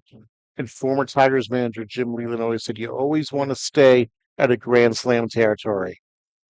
Leland always said he never felt comfortable if it was within 4 runs. He's a wise man. He is. Raul Gonzalez up at the dish, the shortstop. 0 for 2 so far in this ball game. Yeah, well, he needs a big hit here just to get himself going, get some of that confidence back. He'll watch that one go the other way off the plate to the outside. 1-0. I wouldn't expect Ryan to really give in and give him much to hit here. No disrespect to Nick Parsons. The 1-0 runners on the corners here. The delivery inside, and that'll just clip the inside of the plate to even the count up. Yeah, see, he's not putting anything over the heart here. If he's gonna have Gonzalez swing, he wants Gonzalez to swing at his pitch, not Gonzalez's pitch. You see Murciano giving some signs to Ryan and the rest of the infield, and the outfield, rather. Yes. 2 outs here. You're not looking for the big blast. You're just looking to find some green. A nice, short, compact swing here is what you want. The 1-1 inside and up high. Make it 2-1 on Gonzalez. Yeah, that breaking ball just didn't finish. Came out of Ryan's hand early there. You could see he wasn't able to finish his delivery before that came out. That's why that ball stayed up and in there. 2-1, contact made, but it goes off the foot of Gonzalez. Of course, played in the Cuban National Series during the wintertime. Veteran of that league. He is, yes. It's good for him. And that's what you see from a lot of these guys, between college, between, the international scene. It is a 12-month sport for a lot of guys. It is. And I mean, a lot of the guys are still younger guys that are trying to make their way up into the minor leagues and eventually Major League Baseball. And they really are living out their dreams. And good for them. Absolutely. Here comes the 2-2 from Ryan. Gonzalez, chopper, to shortstop Patel, and he'll just tag second to finish off the play. It's 3-0 Kitchener as we head to the 5th inning here at Jack Couch on a Thursday night. Stay with us. This is Kitchener Panthers Baseball on YouTube and 98.5 CKWR. We'll be back in just a moment. To be the best, you've got to bring performance from every second. The game is getting faster every season. So Rawlings made a time machine to help you keep up. Introducing the all-new Velo ACP. It's light, it's balanced, so you can pick your pitch or drive the ball with maximum exit velocity. The game's gotten faster. Your bat has too.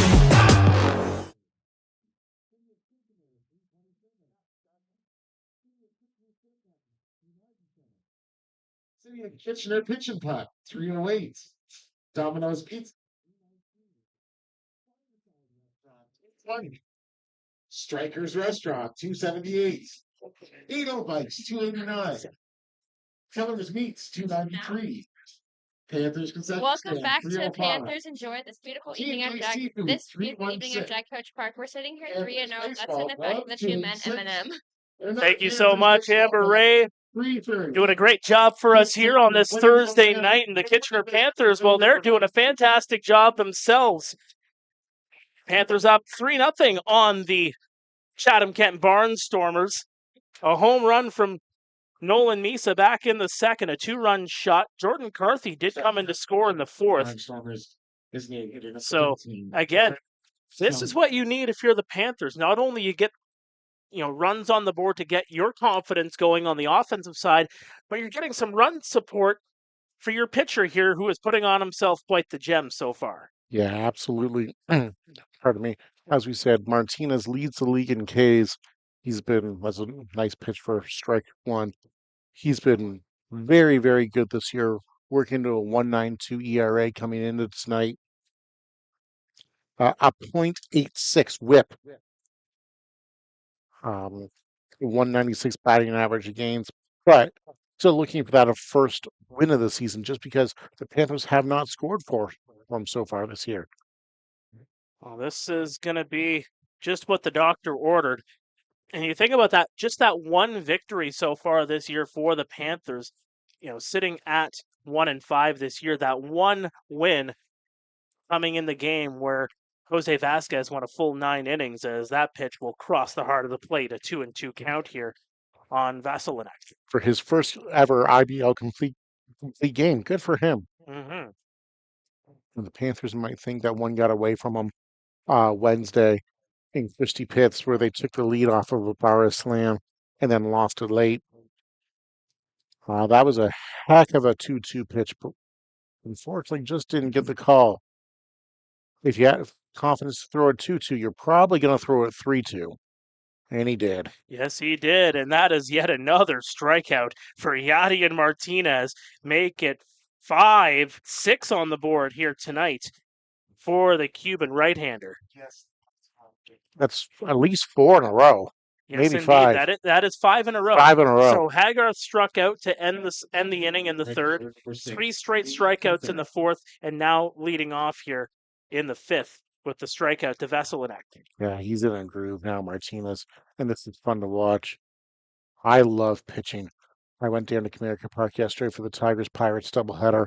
Jones, Scooble in game 1, and then Paul Skeens in game 2. There's a knock right in front, a base hit for Kucera.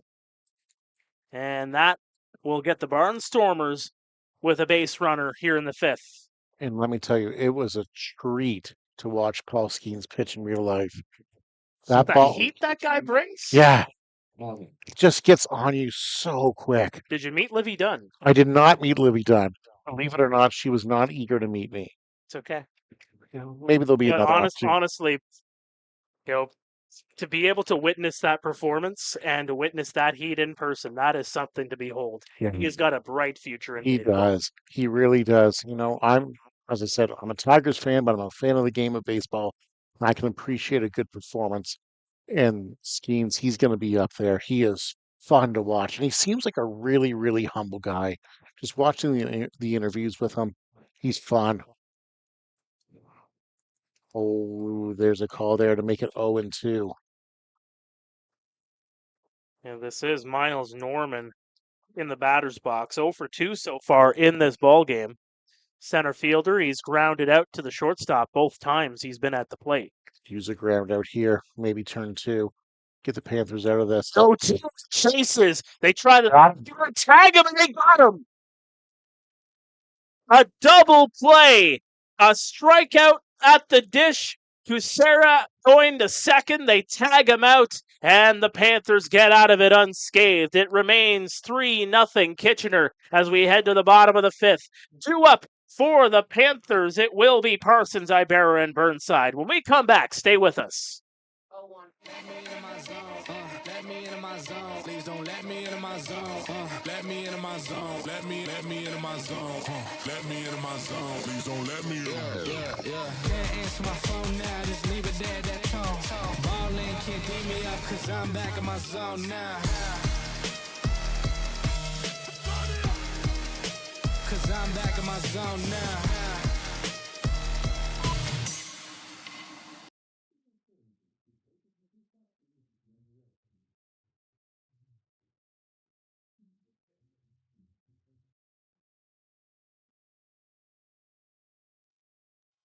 Welcome back to Kitchener Panthers Baseball on YouTube. Well, as Yadier Martinez continues to go El Fuego on the mound, we're having quite the time here at Jack Couch Park.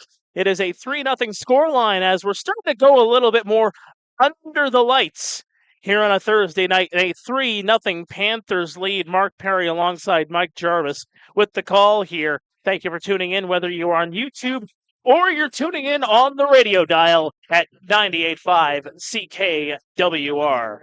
As we approach the 9 o'clock hour, the sun's just starting to set, the lights are coming out. And I'll tell you, there's nothing like baseball under the lights. It just feels different. And something that's been really different, of course, has been Nick Parsons. And the evolution of Nick Parsons has been something to behold over the last several seasons. As a member of the Kitchener Panthers, of course, did not play, I believe, in 2022. He was with the team in 2021, right, primarily as a catcher. Yep. And then worked more into the infield and has really, taken his approach on the college scene and has really transitioned himself into such an impact player here in the IBL. Right, as you said, he plays first base down in college, playing third base here for the Panthers. And I remember when he came up as a catcher. At that time, the Panthers had so many catchers, it was just hard to get any game time for him. And as you said, sat out in 2022, and it's good to see him off to a good start here, hitting .250 so far this year, playing third base, playing regularly, and showing what he can do. The 2-0 swing and just getting a piece of it, but it gets to the backstop. He just missed that one there. Let's see what he can do in this at bat. We'll see if he goes 3 for 3 on hit by pitches this game. Yeah, his last two at bats, he's been taking some bruises. I hope they have some ice packs there in the dugout. The 2-1 downstairs make it a 3-1 count here on Parsons. Yeah, you got to wonder if Ryan's going to stay away from him, having hit him twice already today. Once up in the helmet, once on that elbow pad. It looks like he is staying away. Well, that one went in and he hit him again. Oh my goodness. Parsons is not thrilled right now, and he continues to just he is not pleased right now, as it looks like Bill Matish is going to come out and have a conversation. And the home plate umpire, Dean Oberle, is going to Ryan here. They're going to have a conference here, actually. They trying to see if it got the bat. I think that's what the argument is, as Parsons is saying that it hit him in the arm. I didn't hear bat. I didn't hear bat either. Yeah, they're putting him on first base here. Yes, indeed. So 3 at-bats, well, they're not going to count as at-bats. No. Plate appearances, yes. At-bats, no. Wow, I don't think I've ever seen a player hit 3 times in one game. And I've watched a lot of baseball in my life. So Nick Parsons, and it's such a shame, too, because you know what? I have seen it a few times where guys are either getting walked or they're just not getting the pitches they want to see. They get hit by pitches. There's a bit of frustration that comes into it. But when they get that one pitch, just that one pitch, that one opportunity, it'll go over the scoreboard. Yeah, absolutely. And unfortunately, Parsons hasn't gotten that opportunity tonight. He will get at least one more at bat. That one goes into the dirt, make it 2-0 here on Junior Ibarra. Reached on a fielder's choice in the first, and a 6-3 ground out in the third, as it looks like we're going to get another mound visit here. And you see the umpire there at second base with the sign, Chris Wilhelm, or rather that was Mike Guthrow over at second base. Because again, here in the IBL, there are new rules. There are limits to the amount of mound visits that you have. Unless there's a pitching change, the same as Major League Baseball, you can only have 6 mound visits a game. Yep. Trying to keep that pace of play up. The IBL is a great league, but one of the complaints from a lot of people is we were seeing 4.5 hour games, and they were dragging on a little bit. So the IBL is they're trying to keep that pace of play up. Hey, the Chatham-London game the other night, I believe it was a 15-12 final. That one hit about 3.5, 3:45. Yeah, that was a while. We had a game here, it was a 21-12 game, as that one goes outside on Ibarra. And he's up in the count big time, 3-0. It was a 21-12 game, and it went 4 hours and 15 minutes here in this ballpark. I didn't get out of here until after midnight. Right. I remember, this would have been before the pandemic. 4-pitch walk, by the way, issued to Junior Ibarra, as Parsons will go to second. It was a playoff game against Hamilton. I don't exactly remember how many innings it went, but we were here till close to 2 a.m. It was a very, very long day. I will say I've also done games in Brantford. It's about an hour's drive for me. And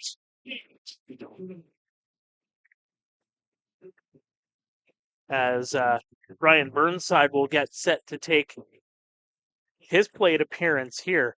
I've done some games in Brantford where games do end at midnight, albeit they have the sun delay where the game doesn't start until about 8 o'clock, 8:30. Yeah, this time of year, probably 8:30. This time of year, probably about 8:30. You'll get those sun delays. I'll have that in about a week's time. I'll be down in Brantford doing a game for Rogers TV on a Friday night. That's going to be fun. The 1-0 swing, and just getting a piece of it was Burnside as it bloops foul just in front of the Barnstormers faithful here. Yeah, Burnside needs a big hit here for the Panthers, giving themselves a little bit more breathing room here as we approach the middle innings. It's starting to get to these middle innings where, it's still early, but it's getting late early. and you want to start putting in a little bit more daylight between you and Chatham. That one well inside. Good take there by Burnside. Holds in the knees. I can't quite see. It doesn't look like there's any action in the Chatham pen right now. Actually, there is. Oh, yes, there is. As I said that, I saw somebody. Just starting to get loose. Bullpen is a little bit further away now that they put in the beer area, as there's a strike taken by Burnside. It's a nice beer area. It's a nice beer garden. If you have a chance to come out and catch a game here at Jack Couch Park, there's some patio tables, nice little beer gardens there. It's a relaxing place to watch the game. Yeah, have a cold one. As there's one right through the gap and into left field, and a base hit for Ryan Burnside. That'll load the bases. Yeah, smart play there by holding Parsons at third base with nobody out, with Jordan McCarthy. If there's two out there, you might risk it, but with nobody out, there's no need to push the button. So Jordan McCarthy up to bat here with the bases loaded. Panthers this season hitting .222 with the bases loaded, including that home run from Junior Ibarra back on May 22nd against Toronto. McCarthy here 1 for 2 so far today. He's got a good opportunity to bring in at least one. Hit something deep. The wind's starting to pick up dead center again. That one's right dead center across the plate, right down Broadway for strike one on Carthy. Carthy just needs to get not too big here. Again, short, quick, compact swing. We don't need the big home run here to find some green out in the outfield. That one's inside, trying to hit the inside of the plate, but just missing it there was Ryan. I mean, a walk brings in a run, right? It's all about smart situational hitting, especially up in the count here. Comes the 1-1.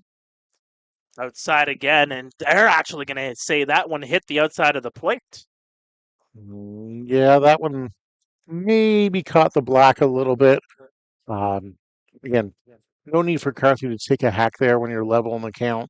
Now you got to protect. Yes, here comes the 1-2 from Ryan with the bases loaded. Well inside, and Carthy had to move out of the way there to even the count at 2-2. Yeah, that was dangerously close to hitting him there. Again, would have brought a run in. No malice in it by any means, but definitely starting to get away from Ryan a little bit. The 2-2, contact made. That's going to go down the line, foul. Carthy staying alive here. Good professional at bat by the kid. And again, Carthy batting .313 this season, 6 for 15 overall. He's walked 3 times. He's been hit by a pitch twice. On base is at .476 as well. So he gets on base quite a bit. And that one's going to be a dribbler right through the gap, and that's going to allow 1 run to score. Here comes another one to the plate. They're going to get the out at second, but another run comes in to score. Ibarra crosses, make it 5-0 Kitchener. Yeah. Panthers caught a break, but then the Barnstormers caught a break at the same time. Panthers catching a break in the fact that it went under the glove of Battelle at short to bring in the second run. Barnstormers catching a break in the fact that the Panthers runner was a little bit off second and didn't quite get back enough. So the Barnstormers do get an out on the play. And that is a much needed out if you're the Barnstormers. Now you can get an opportunity. A double play ends the inning. Yeah, Misa does have his first home run earlier today, as we said. But again, average speed. Barnstormers could double him up if it's hit hard enough at somebody. The 0-1 outside, and just missing the plate there was Ryan. Yeah, that's a good take by Misa there. You weren't going to do anything with that pitch. So leave it, come back for something else. Ryan gets the sign. The 1-1. Dribbler right to Battelle. He tries again, tags the bag over to first, and they will get him. There's the double play that the Barnstormers craved. But 2 runs come in to score for the Panthers, make it 5-0 home side. as we are through 5 here on a Thursday night in Kitchener. Stay with us. We'll be back in 60. You're listening and watching Kitchener Panthers baseball on YouTube and 98.5 CKWR. And he can lift anything. Anything at all. He's that strong. Joe Schuster, will you stop it or you'll miss your train? Now help me find number 5. Strong, but by day he's a mild-mannered reporter. Glasses, a secret identity. Honestly, you Canadian kids. He'd be in this cape. A what? A cape. Wearing these blue tights. A hero in tights, really. Here it is. Listen, Lois, this guy is faster than anything, I swear. If you're not fast, you're gonna miss your train. That's it. A bullet. He's faster. No, he's faster than a speeding bullet. Come on, get on it. No one's gonna read a comic strip about a strong man in tights, Joe. It'll never fly. Fly, no. But he can leap over tall buildings. Oh, wow, yeah. See what your cousin Frank says in Toronto. Wait, Lois. I've got something for you. Here, take it. It's a gift. You never know, it might be worth something someday. Is he great or what? Bye-bye, Lois.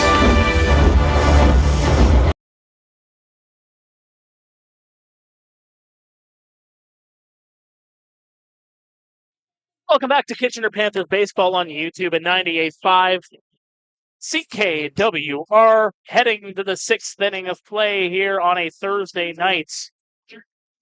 And they are letting Yadi and Martinez cook here as he remains in the ball game here for the Kitchener Panthers. He has had a fine outing so far here tonight.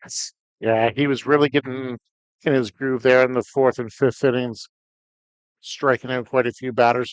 5 in a row at one point. These 5 runs are foreign for him this year so far, as he's received very little run support. For leading off the top of the 6th rather, for the Barnstormers, Dan Battelle. Battelle looking to make amends for that ball that got underneath his glove in the bottom of the 5th that led to 2 Panthers runs here. I expect we'll see a quality at bat from Battelle here. 1 for 2 so far in this ball game is Battelle. They pitch inside and make it 2-0 the count already. Yeah, Battelle, veteran IBL hitter. He knows the deal. He's not going to swing at anything that he doesn't think he can drive with authority. And he drives that one up high. That's a big pop-up. Shallow center field and making the catch there. Ho, ho, ho. There was nothing routine about that. Good job by McTagg as he came in a long way to make that catch. McTagg overran the ball a little bit. You could see Whalen throw his arms up just before that. He lost it. So it is a tricky sky out there right now. That's a quality play by the Panthers there. Otherwise, Battelle could have been standing on second. Inside on Strong, trying to keep him away. Well, really take away his power on that one. Yeah, absolutely. You jackknife him out of the play, out over the plate a little bit. Then works the outside and gets a strike on the bottom right corner. See, here, if I'm Martinez, I'm going right at him. You're up 5. Top of the 6th, nobody on, 1 out. Even if he takes one over the fence, you're at a 5-1. Chopper over to Gonzalez. Gonzalez takes the hop over to first, and they will get Strong on the ground outs. Strong made that play closer than it would have been coming off the bat. Than it looked like it would have been coming off the bat. Good for him for hustling down that line. He almost beat that out there. Well, Strong, I mean, a guy that gets on base quite a bit, too. I mean, we talked about his .444 average. He's on base, .565 coming into tonight. So, I mean, 50% of the time, it works for him almost every time. Well done. Braxton Hagarth, the left fielder now, 0 for 2 in this game, including a strikeout. Hold off on that one as it hits Black for a strike. Yeah, Martinez, I've noticed as the game's going on, starting to quick pitch some of these Barnstormers players. I think he wants to get out of here. There's the hopper over to Whalen, over to Mesa. They will get the outs. Just like that, another 1, 2, 3 inning. That's 3 innings in a row where they've retired the side in order. We're heading to the bottom half of the 6th inning. Stay with us. This is Kitchener Panthers baseball on YouTube and 98.5 CKWR. It's Kurt, and they both come here to say, take charge of every day, stay alert. Hi, and this is my brother Bert. Hi, we're here to help you stay alert and stay safe. Yeah, so follow along. Watch out, beware, things aren't always as they seem. We'll show you what we mean.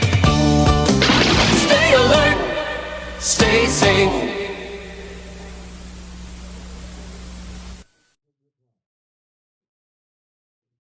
Welcome back to Kitchener Panthers baseball on YouTube and 98.5 CKWR, and Aiden Ryan comes out of the ball game. We got a newcomer into this game right here. We'll tell you a little bit about him in just a quick moment once we can figure out who exactly it is. Looks like it's actually number 20. Southpaw. I believe that is Trent Sillett. Let me get my high grade Or binoculars. Trent Sillett.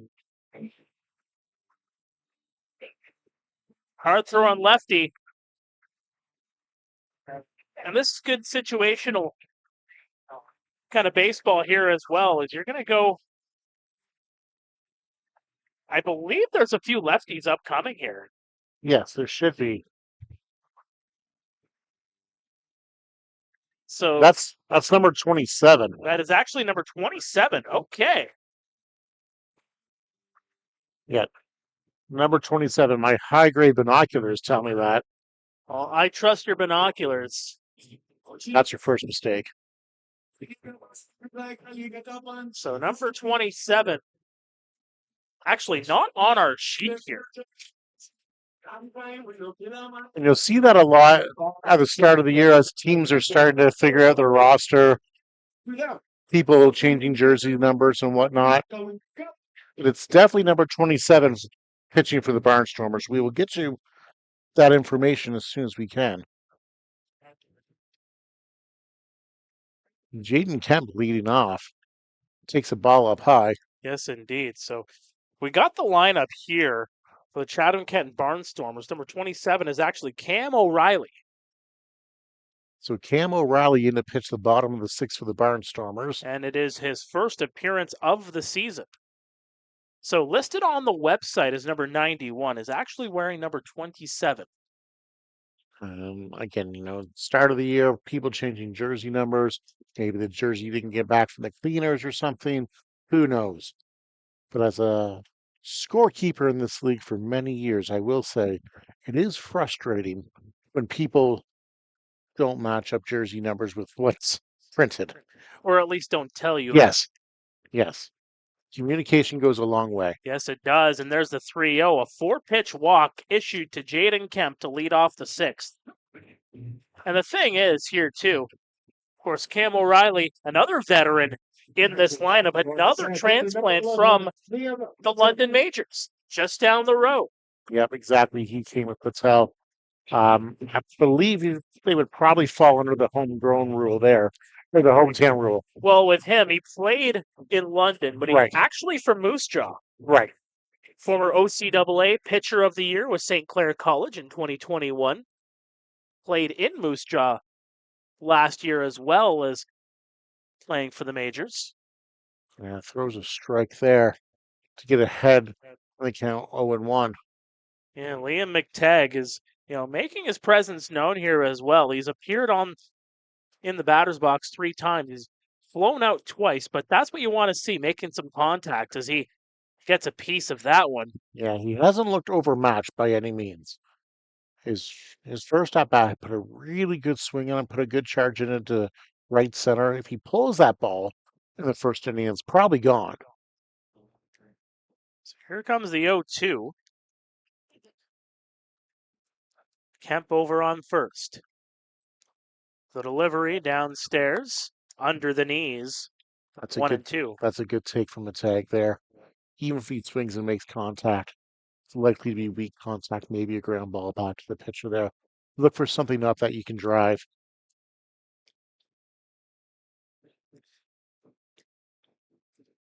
Here comes the pitch, fouled away. And this is another thing, too. When you have some speedy runners on base, there is a huge difference between facing a right-handed pitcher and a left-handed pitcher. The lefty gets a little bit of a better view of first base. And, you kind of have to take a step back, if you will, in terms of the aggressiveness. Oh, absolutely. Those left-handed pitchers, they hold runners much better because they're staring right at that runner on first base. That's a really good pickoff move there.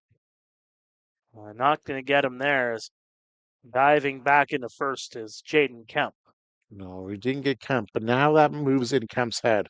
I think he's got an even better move too. That was a very, very good move. You look, Kemp, if that lead's shorter than it was that last pickoff. The 1-2, contact made. That one goes over to first, over to second, back over to first. Well, not in time. They'll get Kemp at second base, but they'll have a runner still on first with Stephen Whalen coming up to the dish. Yeah, Mateg was always going to beat that out there. Wait on. Good job by Mateg to run down the line hard. But that's a nice play by the Barnstormers just to cut down the lead runner. Keep a runner on first. You still got the double play set up now. Ground ball gets the Barnstormers out of the inning with no damage done. So count that as a fielder's choice, if I'm not mistaken. It would be, yes, a fielder's choice.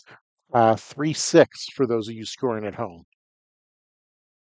Stephen Whalen takes a charge, and we'll just have that one go off the bat and drop just in front or to the side of the other batter's box. And Mateg had a good lead off first there. Now he's got to get his calisthenics in and get back to first. You ever done calisthenics? Not in a very long time. Huh? When you get to be my age, Mark, you tend to not do things you don't want to do. Fair enough. The 0-1 into the dirt. Whalen kind of in more of a squat position there as he will hold off for a 1-1 count. I had this discussion the other day with somebody. I'm 41. I'll be 42 in September. I took phys ed all growing up in high school. Do you remember the beep test you used to have to do? Oh, don't get me started on the beep test. Flashbacks came back. 20-yard sprints, having to beat the beeps. Yeah, flashbacks, I tell you. They don't do that anymore. Well, they do it in terms of like training for some jobs like policing. Right, Swing and a miss, strike 2. Sorry, I was talking about in high school phys ed. Oh, in high school, yeah, no. No, they do not do that. I was talking to some high school age people and I asked them. I want to say I got to a level 7. Okay. I don't remember what I got to, but No, I was a soccer player, so naturally you'd think, hey, this guy can run. But I feel those no. kicks. He's going to be a soccer player. That one downstairs. 2-2, the count. No, I was just a bruiser left back. Okay. Solid position. That's how I sprained my ankle the first time. That's how I ruptured my Achilles 2 years ago. Okay, fun stuff. Yeah, I sprained my ankle on Wallsburg District High School playing left back. There's a strike as Whalen goes down on the punch out. That's a job by O'Reilly. That's a really good pitch there. Jamming inside. So here's what you want as the Panthers. Arguably your most dangerous hitter in the lineup. Righty-lefty situation. 2 out. You're up 5-0, bottom of the 6th, so you're getting into the later stages of the game. Let Gonzalez just swing for the fences here and see what he can come up with. He needs a big hit to get that confidence going. Yes, he does. First pitch he sees downstairs under the knees. Good hold off by Gonzalez. Yeah. There wasn't anything going on with that pitch. That's a really good take. He recognized it right away. Thought it was going to be low and out of the zone. And they're going to try to get McTagg over at first. Good job by Murciano. Good jump, but just didn't have the confidence to get the ball over. And McTagg's starting to dance over there. He might be going. Here's the 2-0.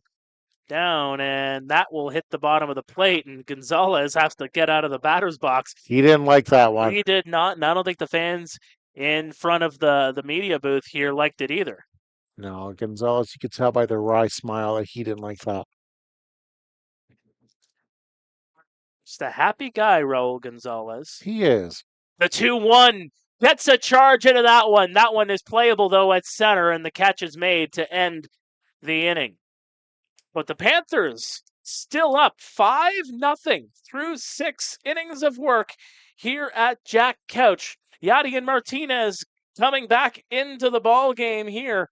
We'll see what the Panthers can do, up by 5. Stay with us. This is Kitchener Panthers Baseball on YouTube at 98.5 CKWR. Don't just think about it. Do it. Do it with a friend and you both can bend. Do it for your muscles, it'll make them hustle. Do it for your feet, it's kind of neat. Do it with some action, participation. Don't just think about it. Do it. Participation. Get with the action. Do it.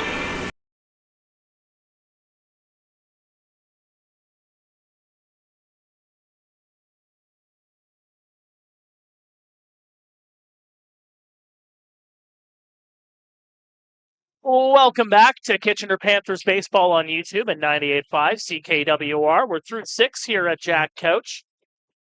Yadian Martinez, and again, Yadian Martinez is having himself a ball game. The league leader in strikeouts with 20 coming into this one here tonight. Count him up. He's got 6 here this evening, and he is keeping the Chatham-Kent Barnstormers off the board so far here tonight. Yeah, he's done a really good job mixing the pitches, breaking ball, fastball, kept those Barnstormers off balance. This is vintage Martinez tonight. A quick look around the IBL here in the top of the 7th. Brantford's up 3-1 on Welland. Panthers are up 5-0 on Chatham-Kent here at the top of the 7th. And the Hamilton Cardinals are up 7-1 on Barrie in the top of the 6th. Martinez delivers, and the first pitch is flared out into left field for a single.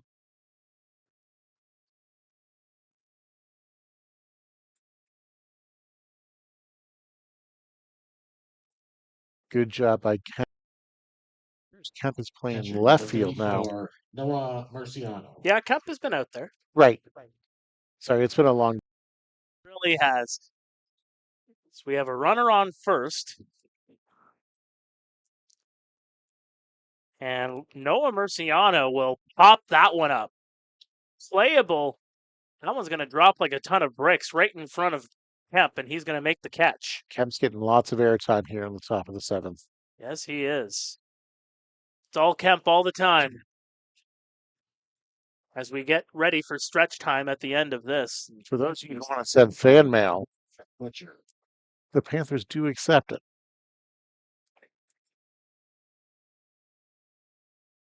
Of course, we do thank you for watching us on YouTube or listening on 98.5 CKWR. We are on the air on CKWR every Thursday of this regular season, as long as the Panthers have a home game, which is usually every Thursday.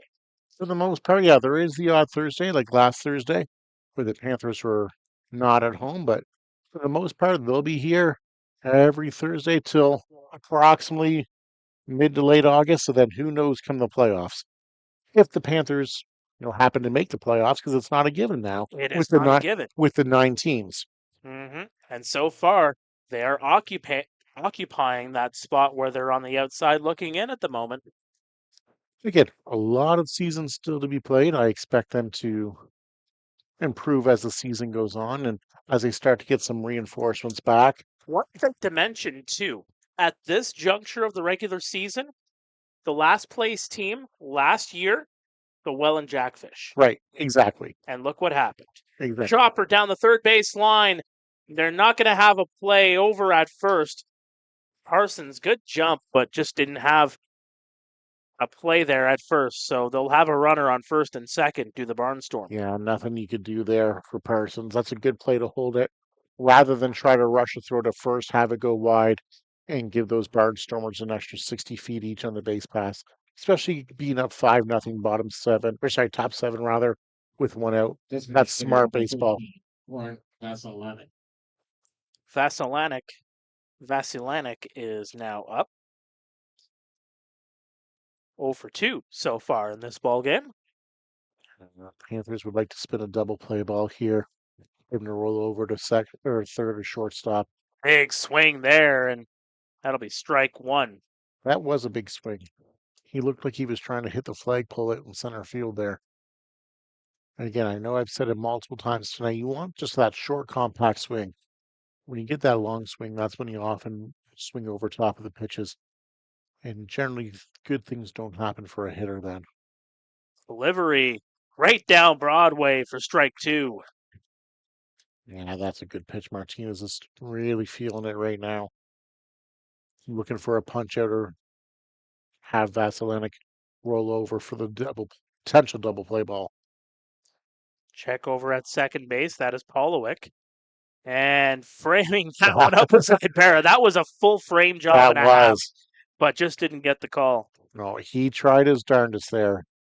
Good call by Oberle. The ball was off the plate a bit. Yeah, he's been around the ball. He's been around the ball diamond for a number of years. Yep, going outside again. There. The 1-2 and dropped by Ibarra. Not going to get the call.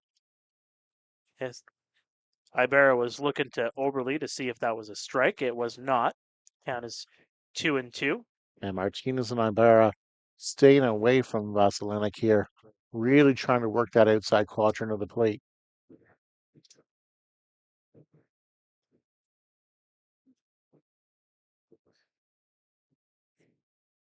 Check over to second. Martinez inside, and now the count is full. Yeah, I think that one just got away from him. If you looked at Martinez, he had a look of disgust on his face after that pitch there. I just don't think that one was executed poorly. Or executed properly, rather. The delivery gets a charge. Vasilanic deep left field, and that one's going to go off the wall and left. 1 run's going to come in to score, and that will put the Barnstormers on the board. An RBI double for Torin Vasilanic. Yep, that's a good pitch. It was a good pitch, breaking ball, and Vasilanic put a good swing on. Again, short, compact swing. Hit it off the base of the wall. Good job by the Panthers outfielders to get the ball in quickly. Keep the Barnstormers to 1 run there. You know what? You have to credit Martinez at this stage. It's the 7th inning. That is the first extra base hit for the Barnstormers all game. Yeah, and first ball that was hit with any real authority either.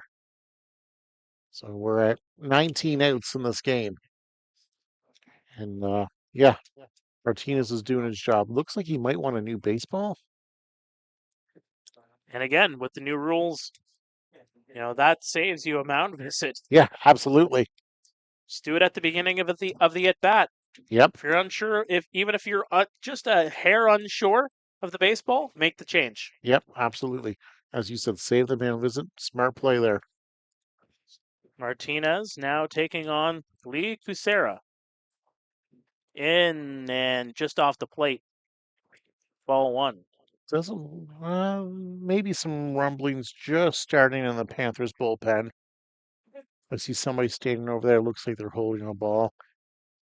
Martinez might be starting to tire a little bit. Again, he is a workhorse.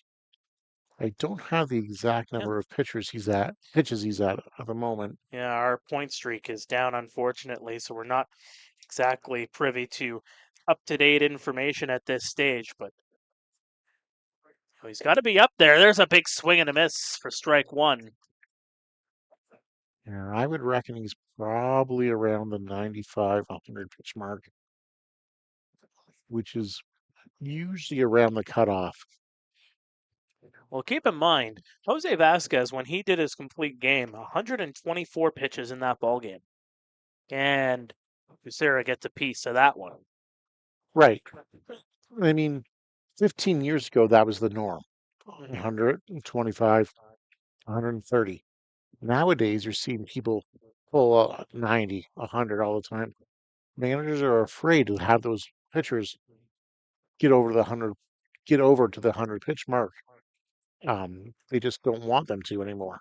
And there is a big K for Yadier Martinez. That's a very big strikeout. You'd like to have him finish the inning here with 2 outs, 2 runners on. See if he can get out of this jam. Preserve this 5-1 lead for the Panthers. Miles Norman.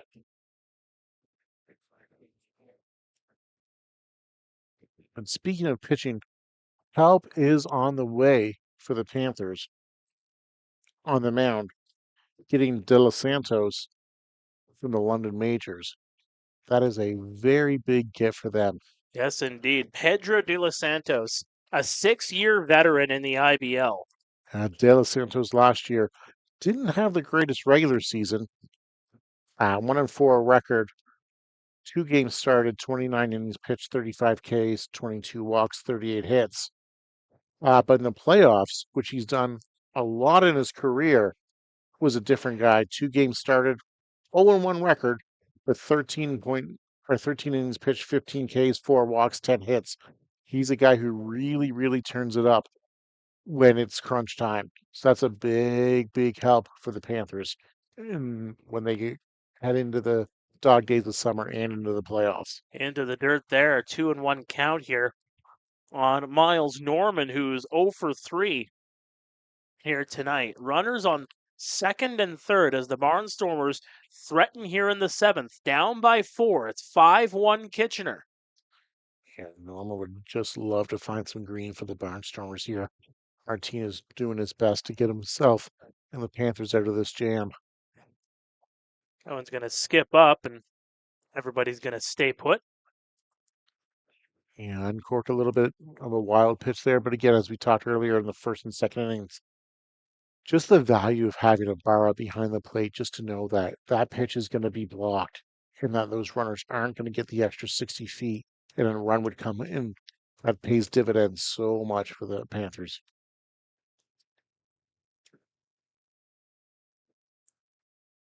Yadier Martinez getting the sign on a 3-1. See what he can do here. The look over to second, the pitch, and he got the strike to put the count at 3-2. Now Norman's got to protect a little bit. That opens up that zone just a little bit more for Martinez here. He can go out there a little bit more because Norman's going to want to protect, right? So opens him up just a little bit to chase. And he'll foul that one away. That one goes into the parking lot here at Jack Couch. Hopefully you're not parked over there if you're listening to us on the radio.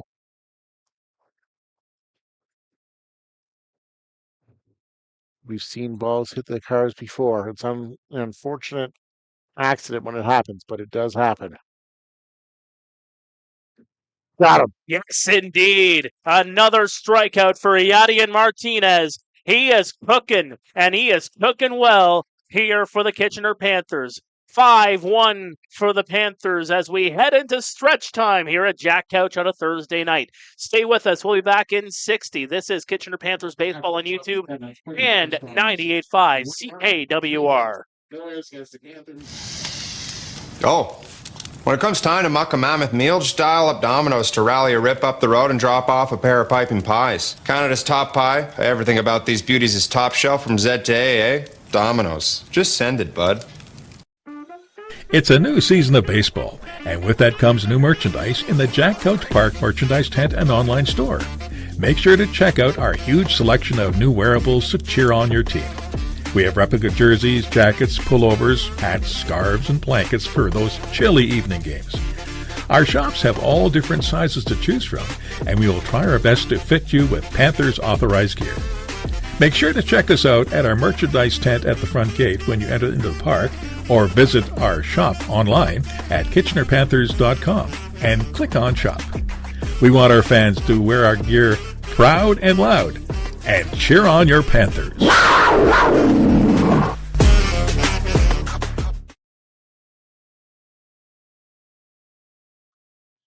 On YouTube. All right, welcome back to Kitchener Panthers Baseball on YouTube. We are in the midst of the 7th inning stretch, and the Kitchener Panthers leading by a score of 5-1. Thank you for tuning in on YouTube at 98.5 CKWR. My name is Mark Pare, alongside Mike Gervais to the right of me here in the broadcast booth. Thank you to everybody for tuning in. And, Mike, we got ourselves quite the game here if you're a Kitchener Panthers fan. Yeah, the Bats have started to wake up a little bit here. 5 runs in the first 6 innings. They've had some more chances as well, too. It's a good sign for things to come, especially with that tough opponent coming up on the weekend, the Welland Jackfish here on Sunday. We've got a new pitcher in for the Barnstormers, number 7. I'm not sure who that is, but I know it's number 7. So that is actually another former London Major in Robert Mackey. Robert Mackey. There's a name of an IBL veteran that's been around the block a few times. Yeah, Robert Mackey played 2023 with London as the fans starting to get on the pitcher as a pop-up for Nick Parsons. The first pitch he sees, shallow center into the outfield, and that's actually going to drop. Yeah. So that's going to be an error for sure. It's just a matter of who is going to be credited with it. I would say the right fielder. Catcher number 38. If I was scoring this game, I would score that in E9. A little bit of miscommunication there. The second baseman does have to go out until he hears that right fielder's got it, but that should have been the right fielder's ball. So this will bring up Junior Ibarra. And that one's in for a strike. Again, one of 3 games happening here in the IBL this evening. We got a couple of score lines that are around the same point of the game as we are here at Jack Couch as Ibarra takes at the knees for ball 2 or ball 1.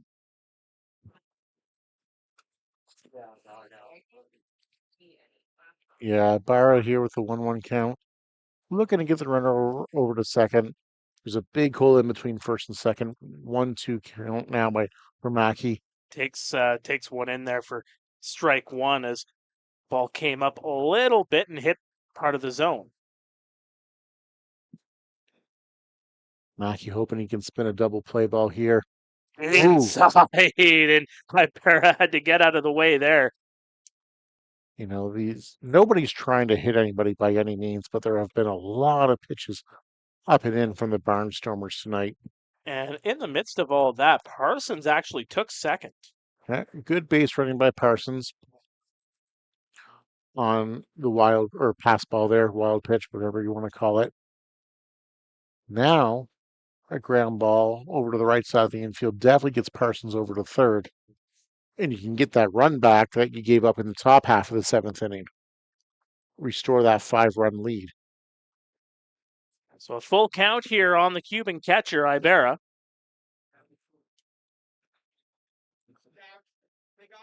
It's an opportunity here to try and extend the lead. Again, up by 4 here in the 7th. Ibarra swings and misses for strike 3. That's a nice pitch by Mackey there. Changing speeds, pulled the string on him. That's just good pitching.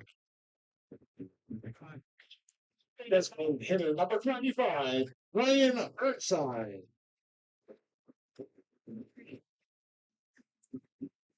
So Ryan Burnside, the lefty batter, designated hitter, has reached twice in this game. He's had a good game, Burnside. And he'll pop that one up, but it's going to go well foul and well out of play. Maybe more into the trees down there. And we got quite the complex here at Jack Couch Park, of course, in the shadow of the Kitchener Memorial Auditorium, home of the Kitchener Rangers, the Ontario Hockey League. That one upstairs, 1-1. And, of course, the Memorial Cup happening right now. The London Knights advancing to the Mem Cup final. Good for the Knights if you're into that sort of thing. Saginaw and Moose Jaw will do battle in the semifinal. A little bit of controversy in the Saginaw game last night with the no-goal kicking motion. I mean, that's Alex Christopoulos. That is a quality goal scorer, and I'm really happy for him. I met him right after he got drafted to the North Bay Battalion, and him and his brother Paul, as that one's fouled off the foot. Him and his brother Paul, very eager to start their Ontario Hockey League careers. That was the same draft class as Shane Wright. Right. He, found his way a little bit in in North Bay, but he really took it up a notch after he went to Windsor and scored 49 goals last season Yes. for the Spitfires. Ultimately, part of that Spitfires side that lost in the first round via the sweep to the Rangers. Right. And then, of course, now a member of the Saginaw Spirit as that one is sent high. One is sent deep. Ryan Burnside puts a charge into that one. Make it 7-1 Kitchener. A big home run. Yeah, Mark, you said it. That's a big home run. Not only to extend the lead to 7-1, but it really gets the Panthers bats going. You know, they had 2 home runs on the year coming into today. That's their second home run of the game. So they've matched their season total today in just 6 1/3 innings. You know, confidence is key and hitting is contagious, right? So hopefully that really gets the bats going for the Kitchener Panthers. Jordan Carthy coming up to bat here. Just had himself a decent day. Jordan Carthy. Yes, indeed. Jordan Carthy has reached twice in this game. As that one's going to be sent off. Special shout out to all 117 of you tuning in on the broadcast here tonight on our YouTube feed. We appreciate each and every one of you on the YouTube feed, on the airwaves. We wouldn't be here if it wasn't for you. So thank you for tuning in. Hopefully we've entertained you here on this Thursday evening at the end of May. 2-1 Camden Carthy here. Quite the active chat, I will say here as well. Yes, we do have eyes on the chat box here on the live stream. And we love that. Something that we are bringing in this season as there's a 2-1 pitch that crosses the heart of the plate, make it a 2-2 count here on Carthy. You know, chats are key. It gets the game growing. It gets more exposure. It's a good thing. Chat rooms are a good thing, especially on, you know, these YouTube streams. Allows fans to connect with people that might not be in their inner circle, whether it's in a different city, different province, or wherever, right? Just keep it clean. Yes. That's all we ask. That's all we ask. Just keep it clean. This is a family-friendly event. The 3-2 is going to hit Carthy on the back. And by my count, that has to be at least the 4th time a batter's been hit for the Panthers here tonight. At least.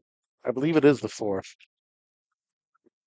First baseman number 20, Nolan Misa. But hey, a runner's a runner, right? You'll get on any way you can take it. Especially when, you know, the offense has been struggling a little bit like the Panthers have been. Coming into the game, the Panthers had only scored 19 runs in 6 games. You know, coincidentally, they had only given up 20. So -1 in the run differential. But, you know, the lack of offense has definitely been the story so far for Kitchener. Nice to see them breaking it with 7 here in 6 1/3 innings. Just what a confidence boost. And this is going to go a long way when you have to take on Guelph on Saturday, Welland on Sunday. It's exactly what the doctor ordered if you're the Kitchener Panthers. Exactly. Guelph sitting at 3-0 on the year. Welland 500, 3-3. Both teams very, very dangerous. That was a good pitch, just above belt level, just on the outside. Paints a little bit of the black for strike 2. Yeah, you definitely want some confidence heading into this weekend. I think this game, so far, again, still 6 outs to go for the Panthers against the Barnstormers, but so far, this has done wonders for their confidence. The swings look confident too. That's why you play 42 games. Exactly. Time is called. That's Nolan Misa. Again, earlier on in this game, hit a 2-run home run for his first career IBL dinger. Hopefully somebody can get him the ball. I would hope so. I would hope so. Swing is going to go into the parking lot. Hamilton Cardinals up 9-1 on the top of the 7th on Barre now. You know, these Cardinals, they're here to play this year. Brantford's up 3-1 on Welland. in the bottom of the eighth in Welland. That pitch is inside from Mackey.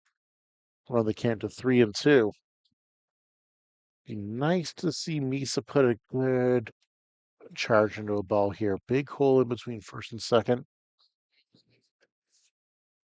With Strong holding the runner on first. Again, middle infield playing a double play depth. 3-2 swing and a miss.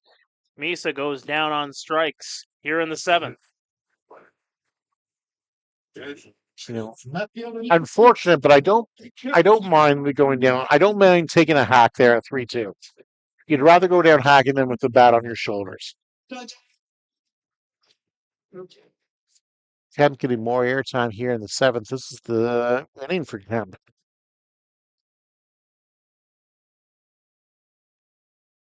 Kemp, first pitch he sees. That one's going to go down the line, but just foul. Just squeezes by the wrong side of third base. Yeah. Almost had himself extra bases there. I believe it was him earlier in the game that just missed one down the line as well, too. So, looks like he's coming around. Be nice to see Kemp get going here. Gotta love what he's doing here tonight, though. As he That's sends the first pitch into right center field. It goes to the fence. Runner comes around to third. Stand-up double, perhaps. Yes, indeed, as Jaden Kemp gets on. Yeah, that's a great swing there from Jaden Kemp. Not trying to do too much with the ball. Just hitting it where it's pitched. Split the center field on the right fielder out into that gap. Really good swing. Nice job of hitting by Jaden Kemp.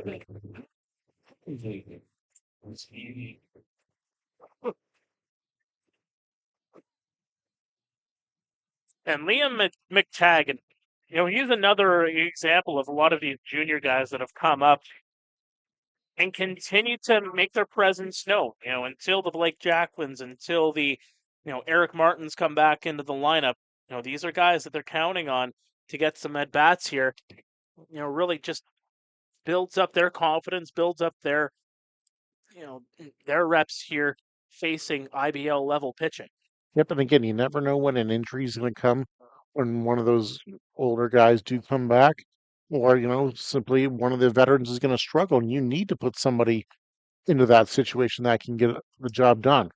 And you think about even on Sunday, Cale and Luke Murray, the twins from Stratford, getting the start in left and right field, respectively. So that one goes downstairs under the knees of McTagg for ball 3. He is up in the hitter's count there.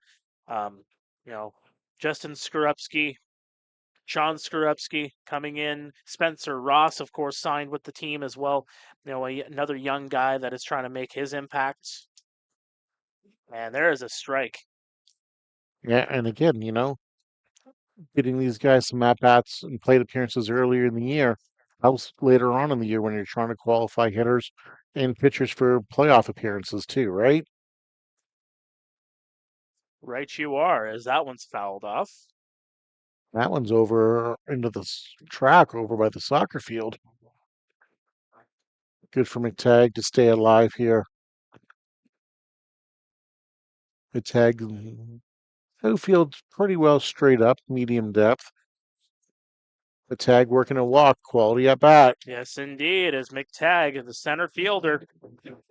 That'll load the bases here for Stephen Whalen, the 8th batter of the inning. Stephen Whalen. Whalen could really put this game to bed with a big hit here. We're going to have another man visit by the Barnstormers here.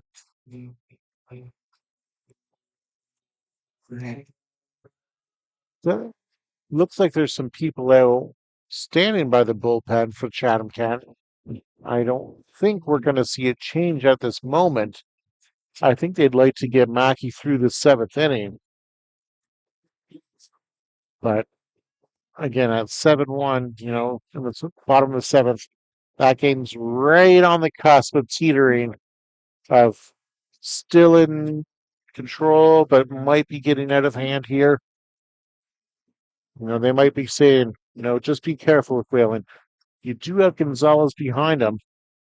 but so far this year, Whalen has the better numbers than Gonzalez does. Yes, he does. Stephen Whalen, he has shown again and again the pop that he can have in the bat.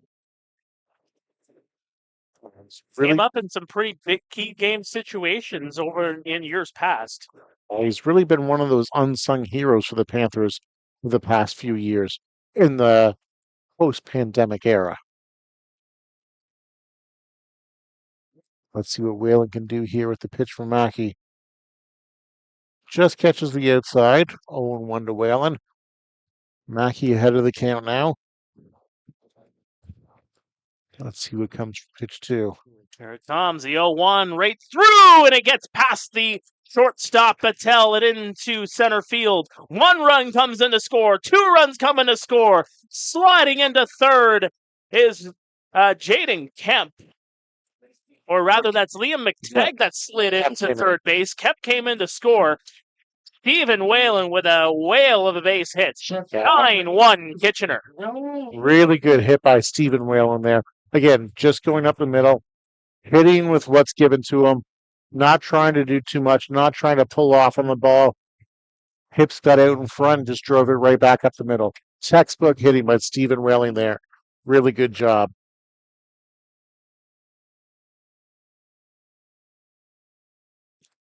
Gonzalez looking to do some damage here. Asked for a late time and is granted. Now we're going to have a pitching change. Yeah, it looks like it. It's a bit of a late pitching change. And now the fans starting to get on the coaching staff here for Chatham-Kent. Yes, indeed. Another change being made here at Jack Couch. We'll have a new pitcher coming into the ball game. We'll find out who it is in just a moment. Although the new pitcher coming in and the pitcher still on the mound. It's time to get the binoculars out again. So out comes O'Reilly. And in comes, that is number 2. Confirmed. That is number 2. That is Cataline Morin. Cataline Morin. Catalin Morin. Sorry to the folks at home, I'm repeating it for our folks here in the booth who can't hear me apparently. Catalin Morin, number 2, making his 4th appearance on the season. You could just be a big Morin fan. What? You could just be a big Catalin Morin fan and could be. You're just trying to hype him up. Another southpaw coming in here for the Barnstormers. They're second out of the bullpen.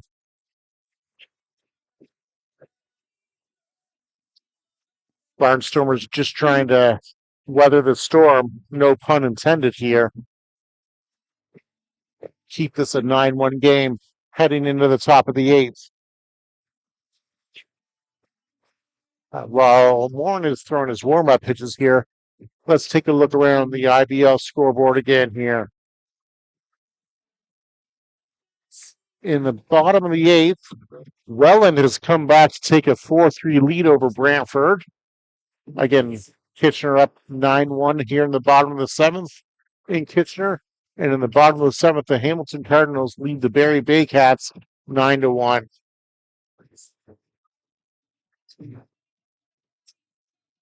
So Raul Gonzalez will be the first batter seen by Morin.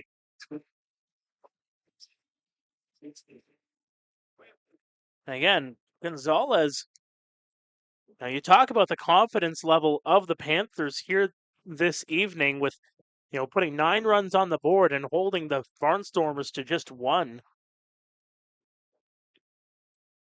And we do apologize to anybody trying to use the Point Streak site to get an updated score line.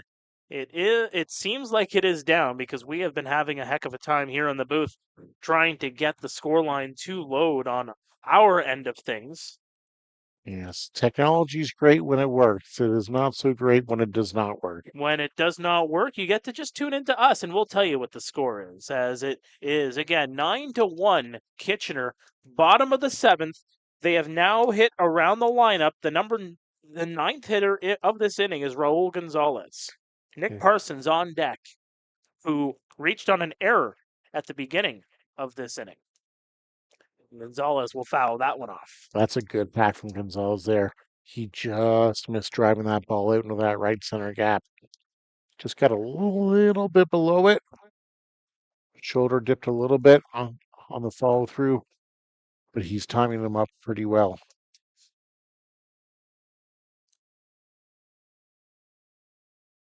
The 2-1. Swing and a miss for strike 2. You know, one of the things is as well is the approach that we're seeing from Gonzalez here. That is not a pitch that Gonzalez usually takes or usually swings at. No, it's not. Tells me that he's, caught in between two things when he's up there. You always say you want to go up to bat and have a plan. The 2-2, and that one's going to be, is it going to drop? No, it is not. A running catch made by the right fielder, Lee Kucera, to end the inning. Yeah, good catch made by the right fielder there. That's a nice catch. It's unfortunate for Gonzalez because the ball was hit hard and well, tailing away from the right fielder as a right-handed batter, but a nice play by Kucera. To the 8th we go. It's 9-1 Kitchener. Stay with us. This is Kitchener Panthers baseball on YouTube at 98.5 CKWR.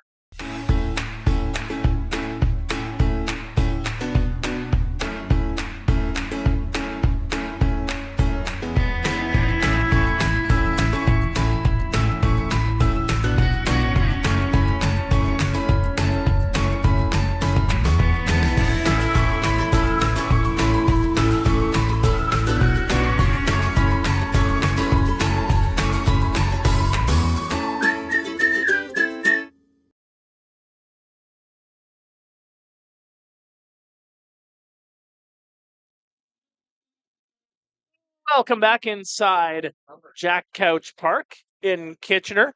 We have a new pitcher into the ball game. David Bruinsma is now into the ball game, replacing Yadier Martinez.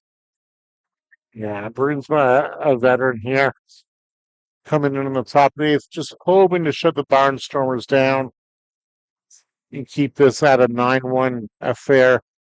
Get out of here and get on to Guelph on Saturday. And what a test that's going to be.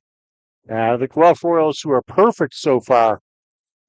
I'm not sure if the Royals play tomorrow night or not, but as of this moment, they're a perfect 3-0 to start the year. So I want to mention one thing that is happening in another game in the IBL this evening. The Hamilton Cardinals and the Barrie Bay Cats. Of note, Mizuki Akatsuka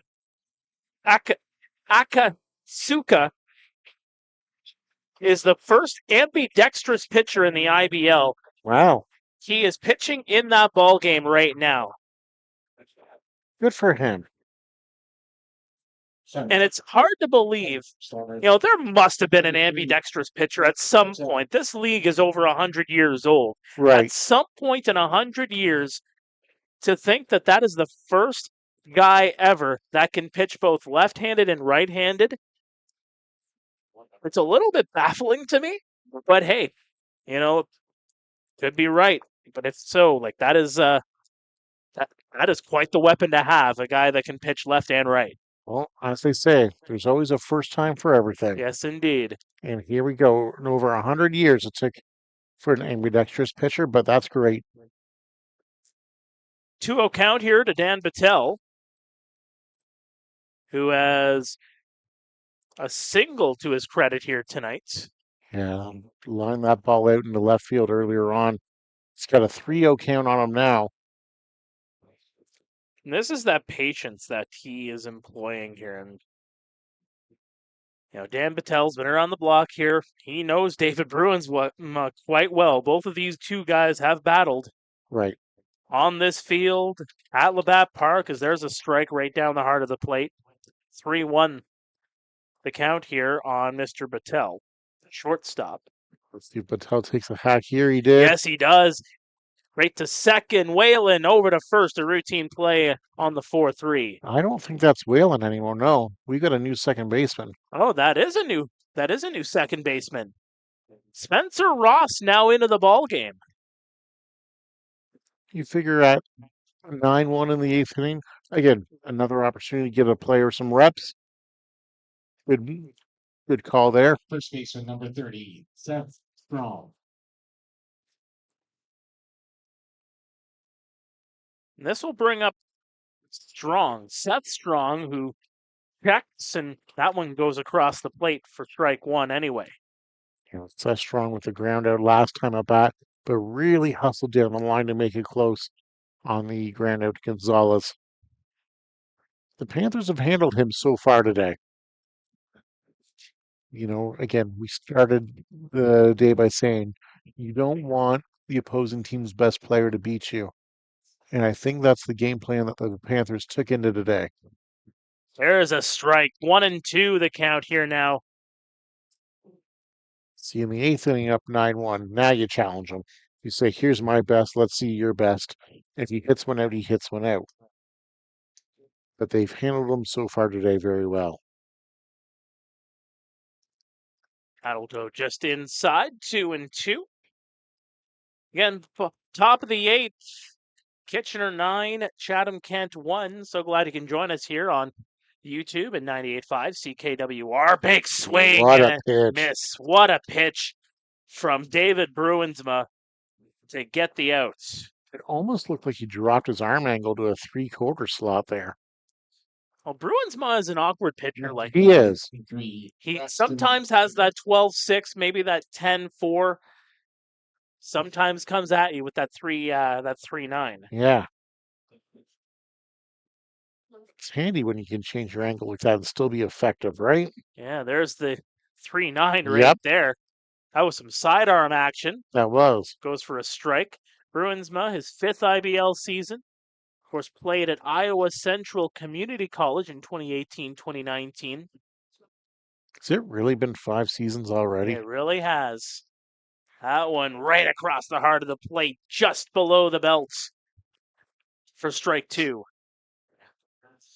course, Bruinsma, one of the very few left from that 2019 team that made it to the IBL final. Right. That one down into the dirt for ball 1. That seems like forever ago since the 2020 season, unfortunately, was affected by the pandemic. And even the 2021, there was some changes and some modifications as well, too. There's the 1-2 into the dirt inside. Evens the count at 2-2. It makes you wonder what would have happened in the 2020 season had it not been affected. Well, and you think about the switchover. I mean, the Panthers had basically a completely new roster, as this one's going to bloop right in front, and a good catch on the run made by McTagg. That will retire the side. I'll finish my story on the other side. Stay with us. Bottom 8 upcoming here in Kitchener. It is Panthers 9, Barnstormers 1. You are watching Kitchener Panthers baseball on YouTube at 98.5 CKWR. It's Bert, and they both come here to say, take charge of every day, stay alert. Hi, I'm Gert, and this is my brother Bert. Hi, we're here to help you stay alert and stay safe. Yeah, so follow along. Watch out, beware, things aren't always as they seem. We'll show you what we mean. Stay alert, stay safe.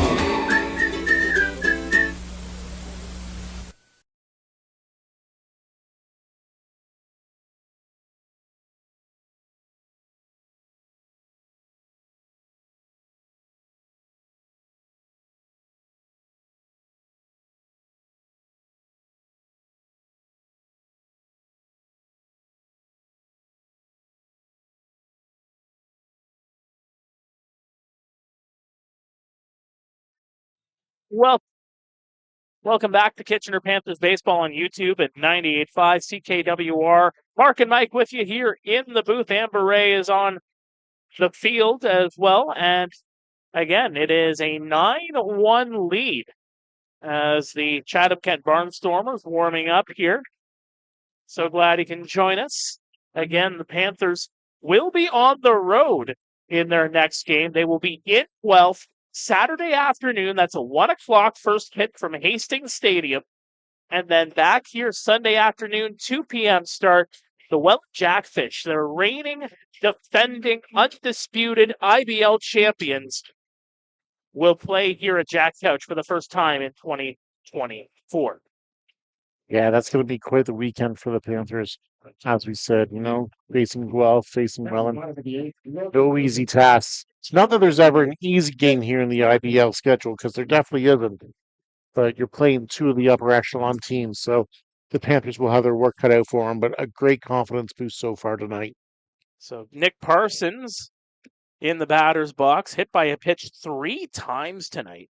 Reached on an error his last time up, as that one goes underneath the glove of Murciano. He has not had a lot of at-bats tonight. No, he has not. Late appearances, yes. At-bats, no. No. I mean, it keeps his average right around the same. It does. The 1-0, that one's inside for strike one. And when you've been hit by a pitch as many times as Parsons has, and you take that pitch inside and it's still going for a strike, what has to go through a batter's head right there? Oh, man, not again. Here's what's going through his head. That one goes outside. They're working the plate here. They are. I think Parsons, the fact that the score's 9-1 and the bottom of the eighth, he's a lot happier now than if it was 9-1 the other way. Mm-hmm. So they hurt a lot less when it's in your favor. Yes, indeed. It's a 3-1 count here on Parsons, taking the last pitch above chest level. Let's see if he can get on again, whether it be a walk, a hit by pitch. Let's have him get a hit here. The lefty upstairs, and he will take the base.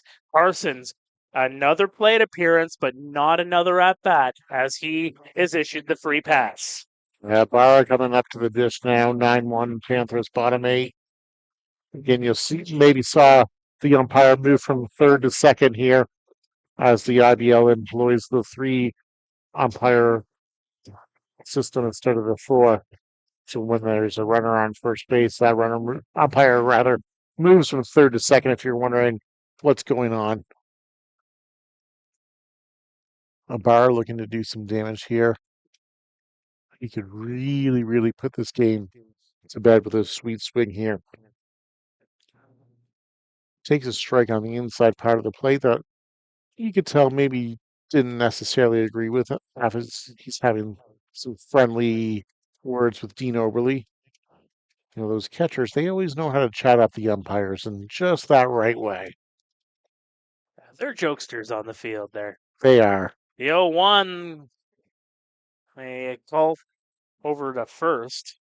And again, you never want to show an umpire up by any means, and I'm not saying that pitch was not a strike. But as a catcher coming up to bat, you really want to make sure you have that good rapport with the umpire, because you might need a pitch in your favor later on in the season.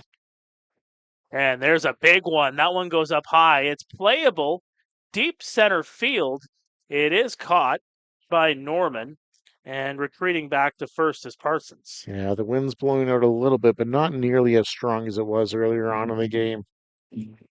Air's kind of dead outside right now at 10:15 at night, the end of May. Maybe if that's the end of July at 8 o'clock at night, that ball might have traveled a little bit more, but it's no avail. Burnside up to bat here.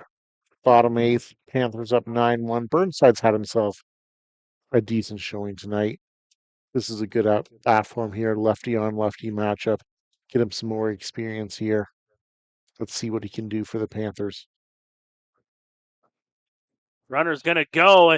Juggling it there was Murciano, and going to second base is Parsons. See, that surprises me a little bit. Up 9-1, bottom 8, and you've got a runner going. I'm not saying it's a wrong thing to do, but it just surprises me a little bit.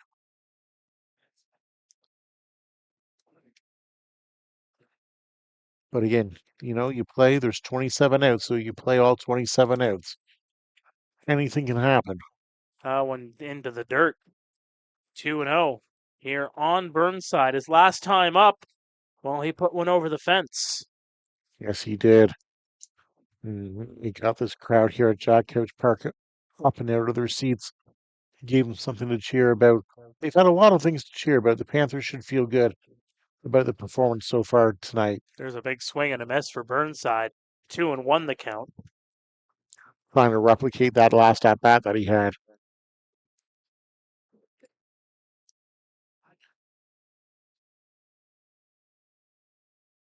See what he can do here on the 2-1. One out. That one hits the outside of the plate for strike two. Burnside, a little bit of a, okay.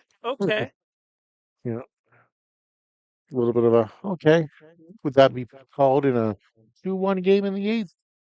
Again, looked like a pretty decent pitch from my vantage point, but I'm not standing in the box.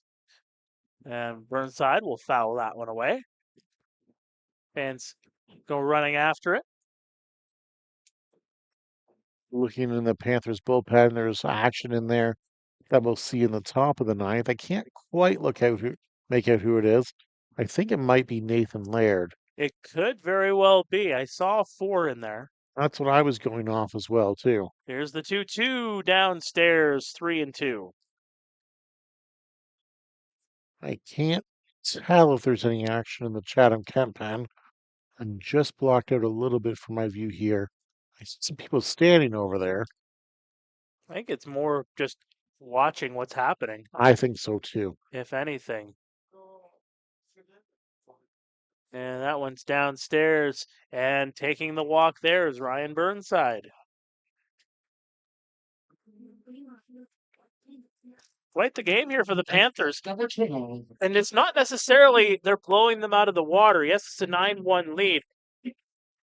But the Barnstormers have been issuing quite a few free passes. You know, you talk about the hit by pitches for Nick Parsons. You know, there's quite a few walks in there as well. There was a couple of errors on top of that. Yeah, coming into the game, you know, the Barnstormers had played 5 games, 29 runs for, 41 against. So they have been giving it up a little bit. But it is getting away from them a little bit today, as you mentioned, Mark. Well, and you think about the beginning of the season, too. I mean, starting 2-0 on the year, losing 3 straight. You know, this is that adversity that they're going to have to work themselves out of. There's a big swing and a miss by Carthy. Right. I mean, you knew it was going to come. 15-12 loss to London on May 21st. You go back to last Saturday, a 6-3 loss to Hamilton. 13-3 loss against Guelph on the 26th last Sunday. Here's the 1-1 swing and a miss. Strike 2 on Carthy. Yeah, the interesting thing for me is coming into today, the Barnstormers only had 6 hit by pitches. And we're at what, 4 or 5 tonight? Something like that. Again, 3 on Parsons. Runners are going to go, and Carthy's going to pop that one up. Slayable in right field, and Kusera is going to come over and make the catch. That'll put 2 away. Both runners back safely.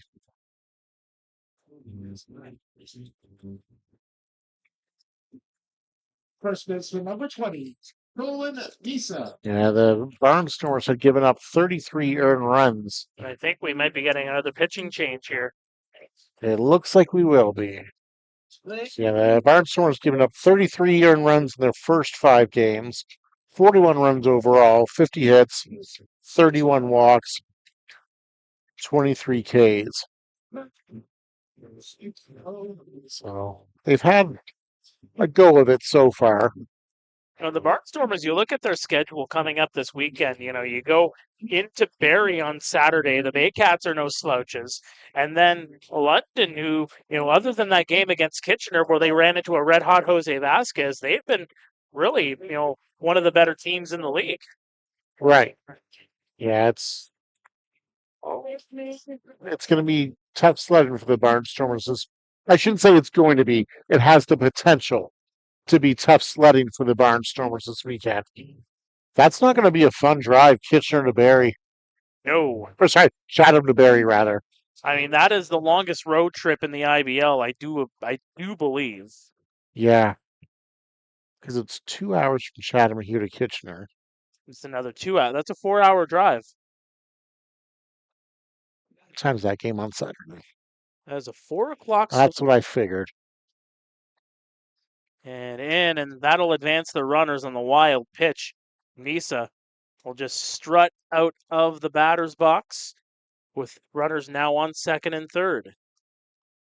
So you almost have to wonder, since they are in Barrie on Saturday and in London on Sunday, are they going to just stay over in London on Saturday night rather than driving past London back to Chatham and coming back the next day? I mean, if you have friends in the London area, I mean, a lot of the players that are playing for this Barnstormers team have friends in London, former teammates in London. Exactly. Spend the night there. Yep. Keep the bus loaded. That's right. Maybe stop off at Stobie's Pizza, grab a huge slice. There we go. There's the 2-0. That one's going to flare into right field, and Casera is going to make the catch. We're through 8 here at Jack Couch. It remains 9-1 Panthers. To the 9th we go. The Panthers looking to close things out. Stay with us. Panthers looking for their first home win of 2024. This is Kitchener Panthers Baseball on YouTube at 98.5 CKWR.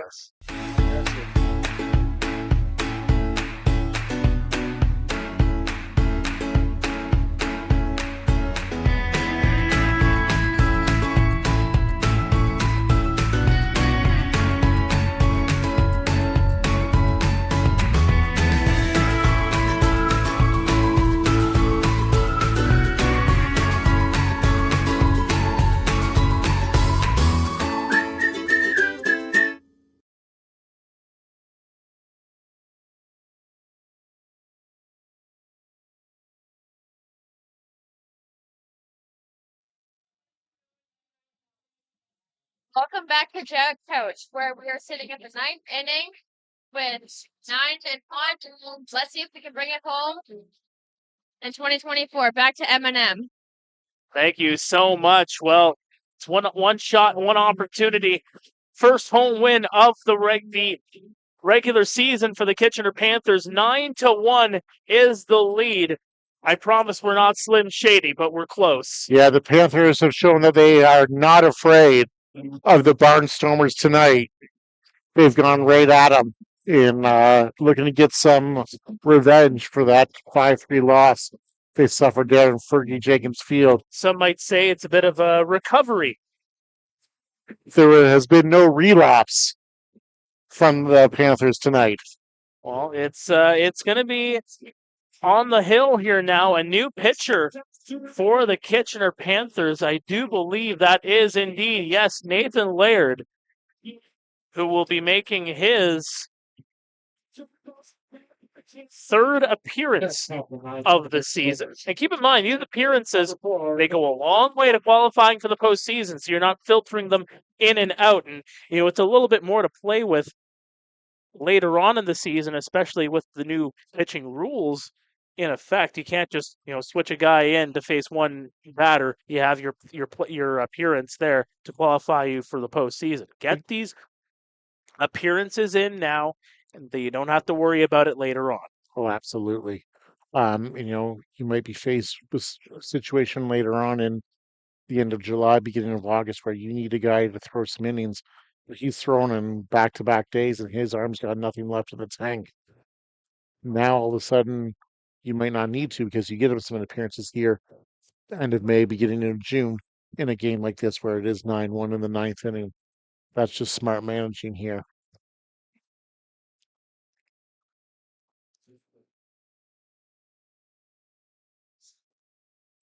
Nathan Laird, the 1-1.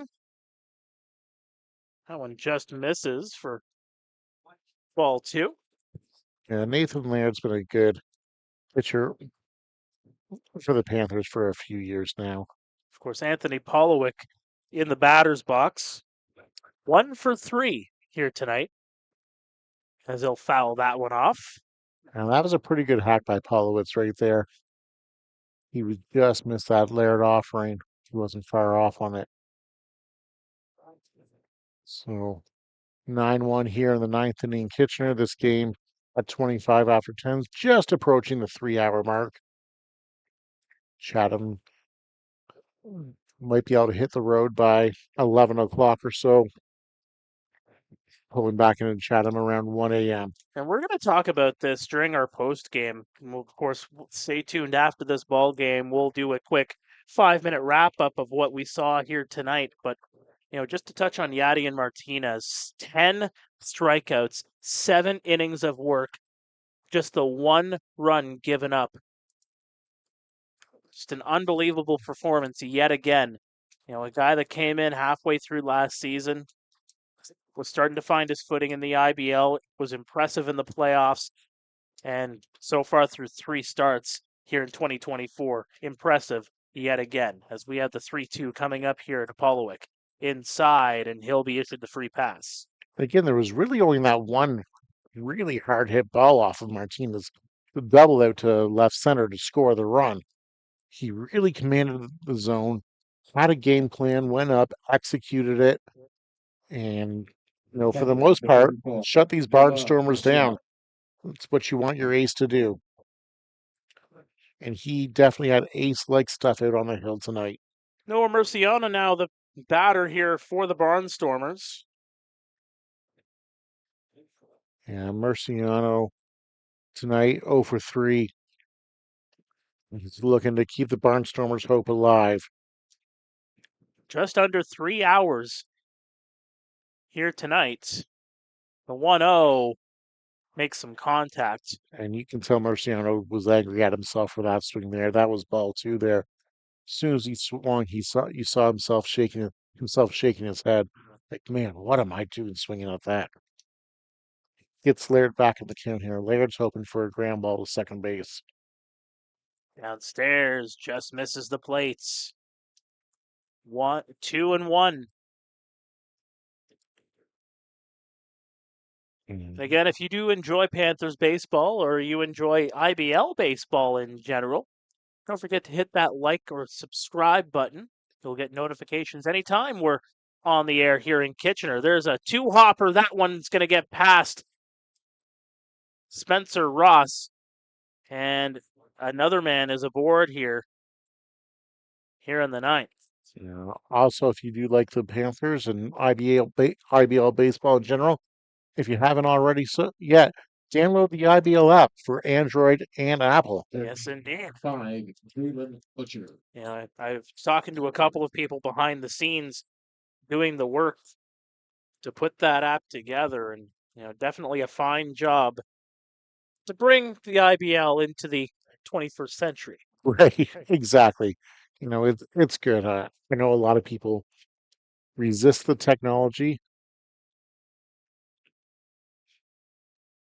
but it's important.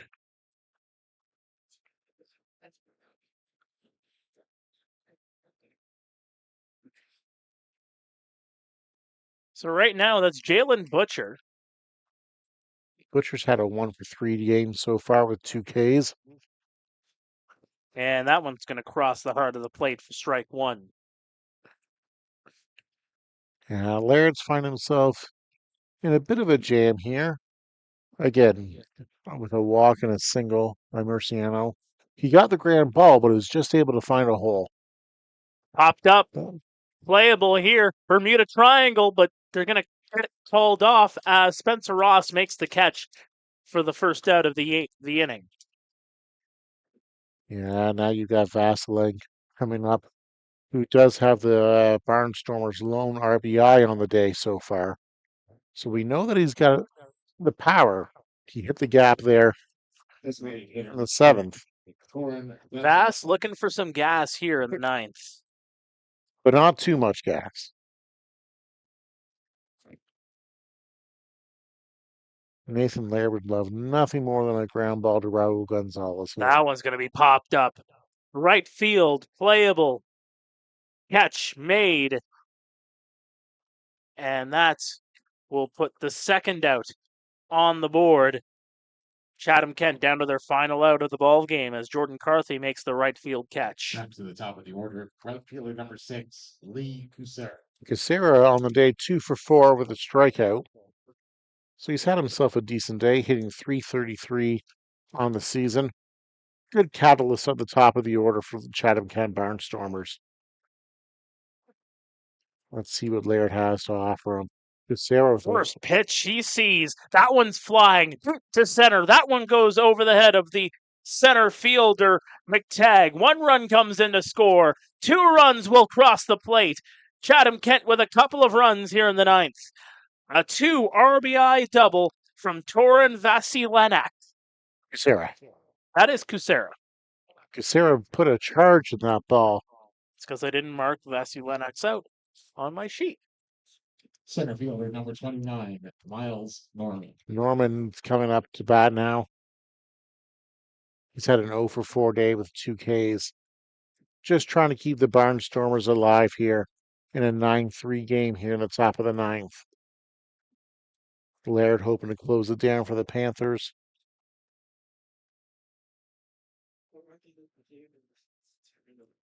Downstairs for ball number 1. Miles Norman, the center fielder. Again, another guy that made quite a bit of contact here in this game. 2 ground outs and a strikeout. His contact there goes to the backstop. Yeah, his 0 for 4 is not indicative of the quality of his at-bats so far today. He's one of the better hitters on this team. I was only hitting 111, but again, numbers don't tell the whole story. No, they don't. 1-1 gets a piece of it. Barnstormers down to their last strike here. Laird hoping to put the win away for the Panthers in what's been a pretty entertaining game. Hopefully you enjoyed our call here on YouTube and on the airwaves, wherever you may be tuning in. We thank you once again. Fans get loud here at Jack Couch. The 1-2 with 2 out here to come from Nathan Laird. And he punches him out. And that will end the ball game. Nathan Laird gets the out. And the Kitchener Panthers get their first win on home field in 2024. A 9-3 decision over the Chatham-Kent Barnstormers. We're going to take a quick break. When we come back, we will wrap this one up here from Jack Couch. Stay with us. This is Kitchener Panthers Baseball on YouTube at 98.5 CKWR.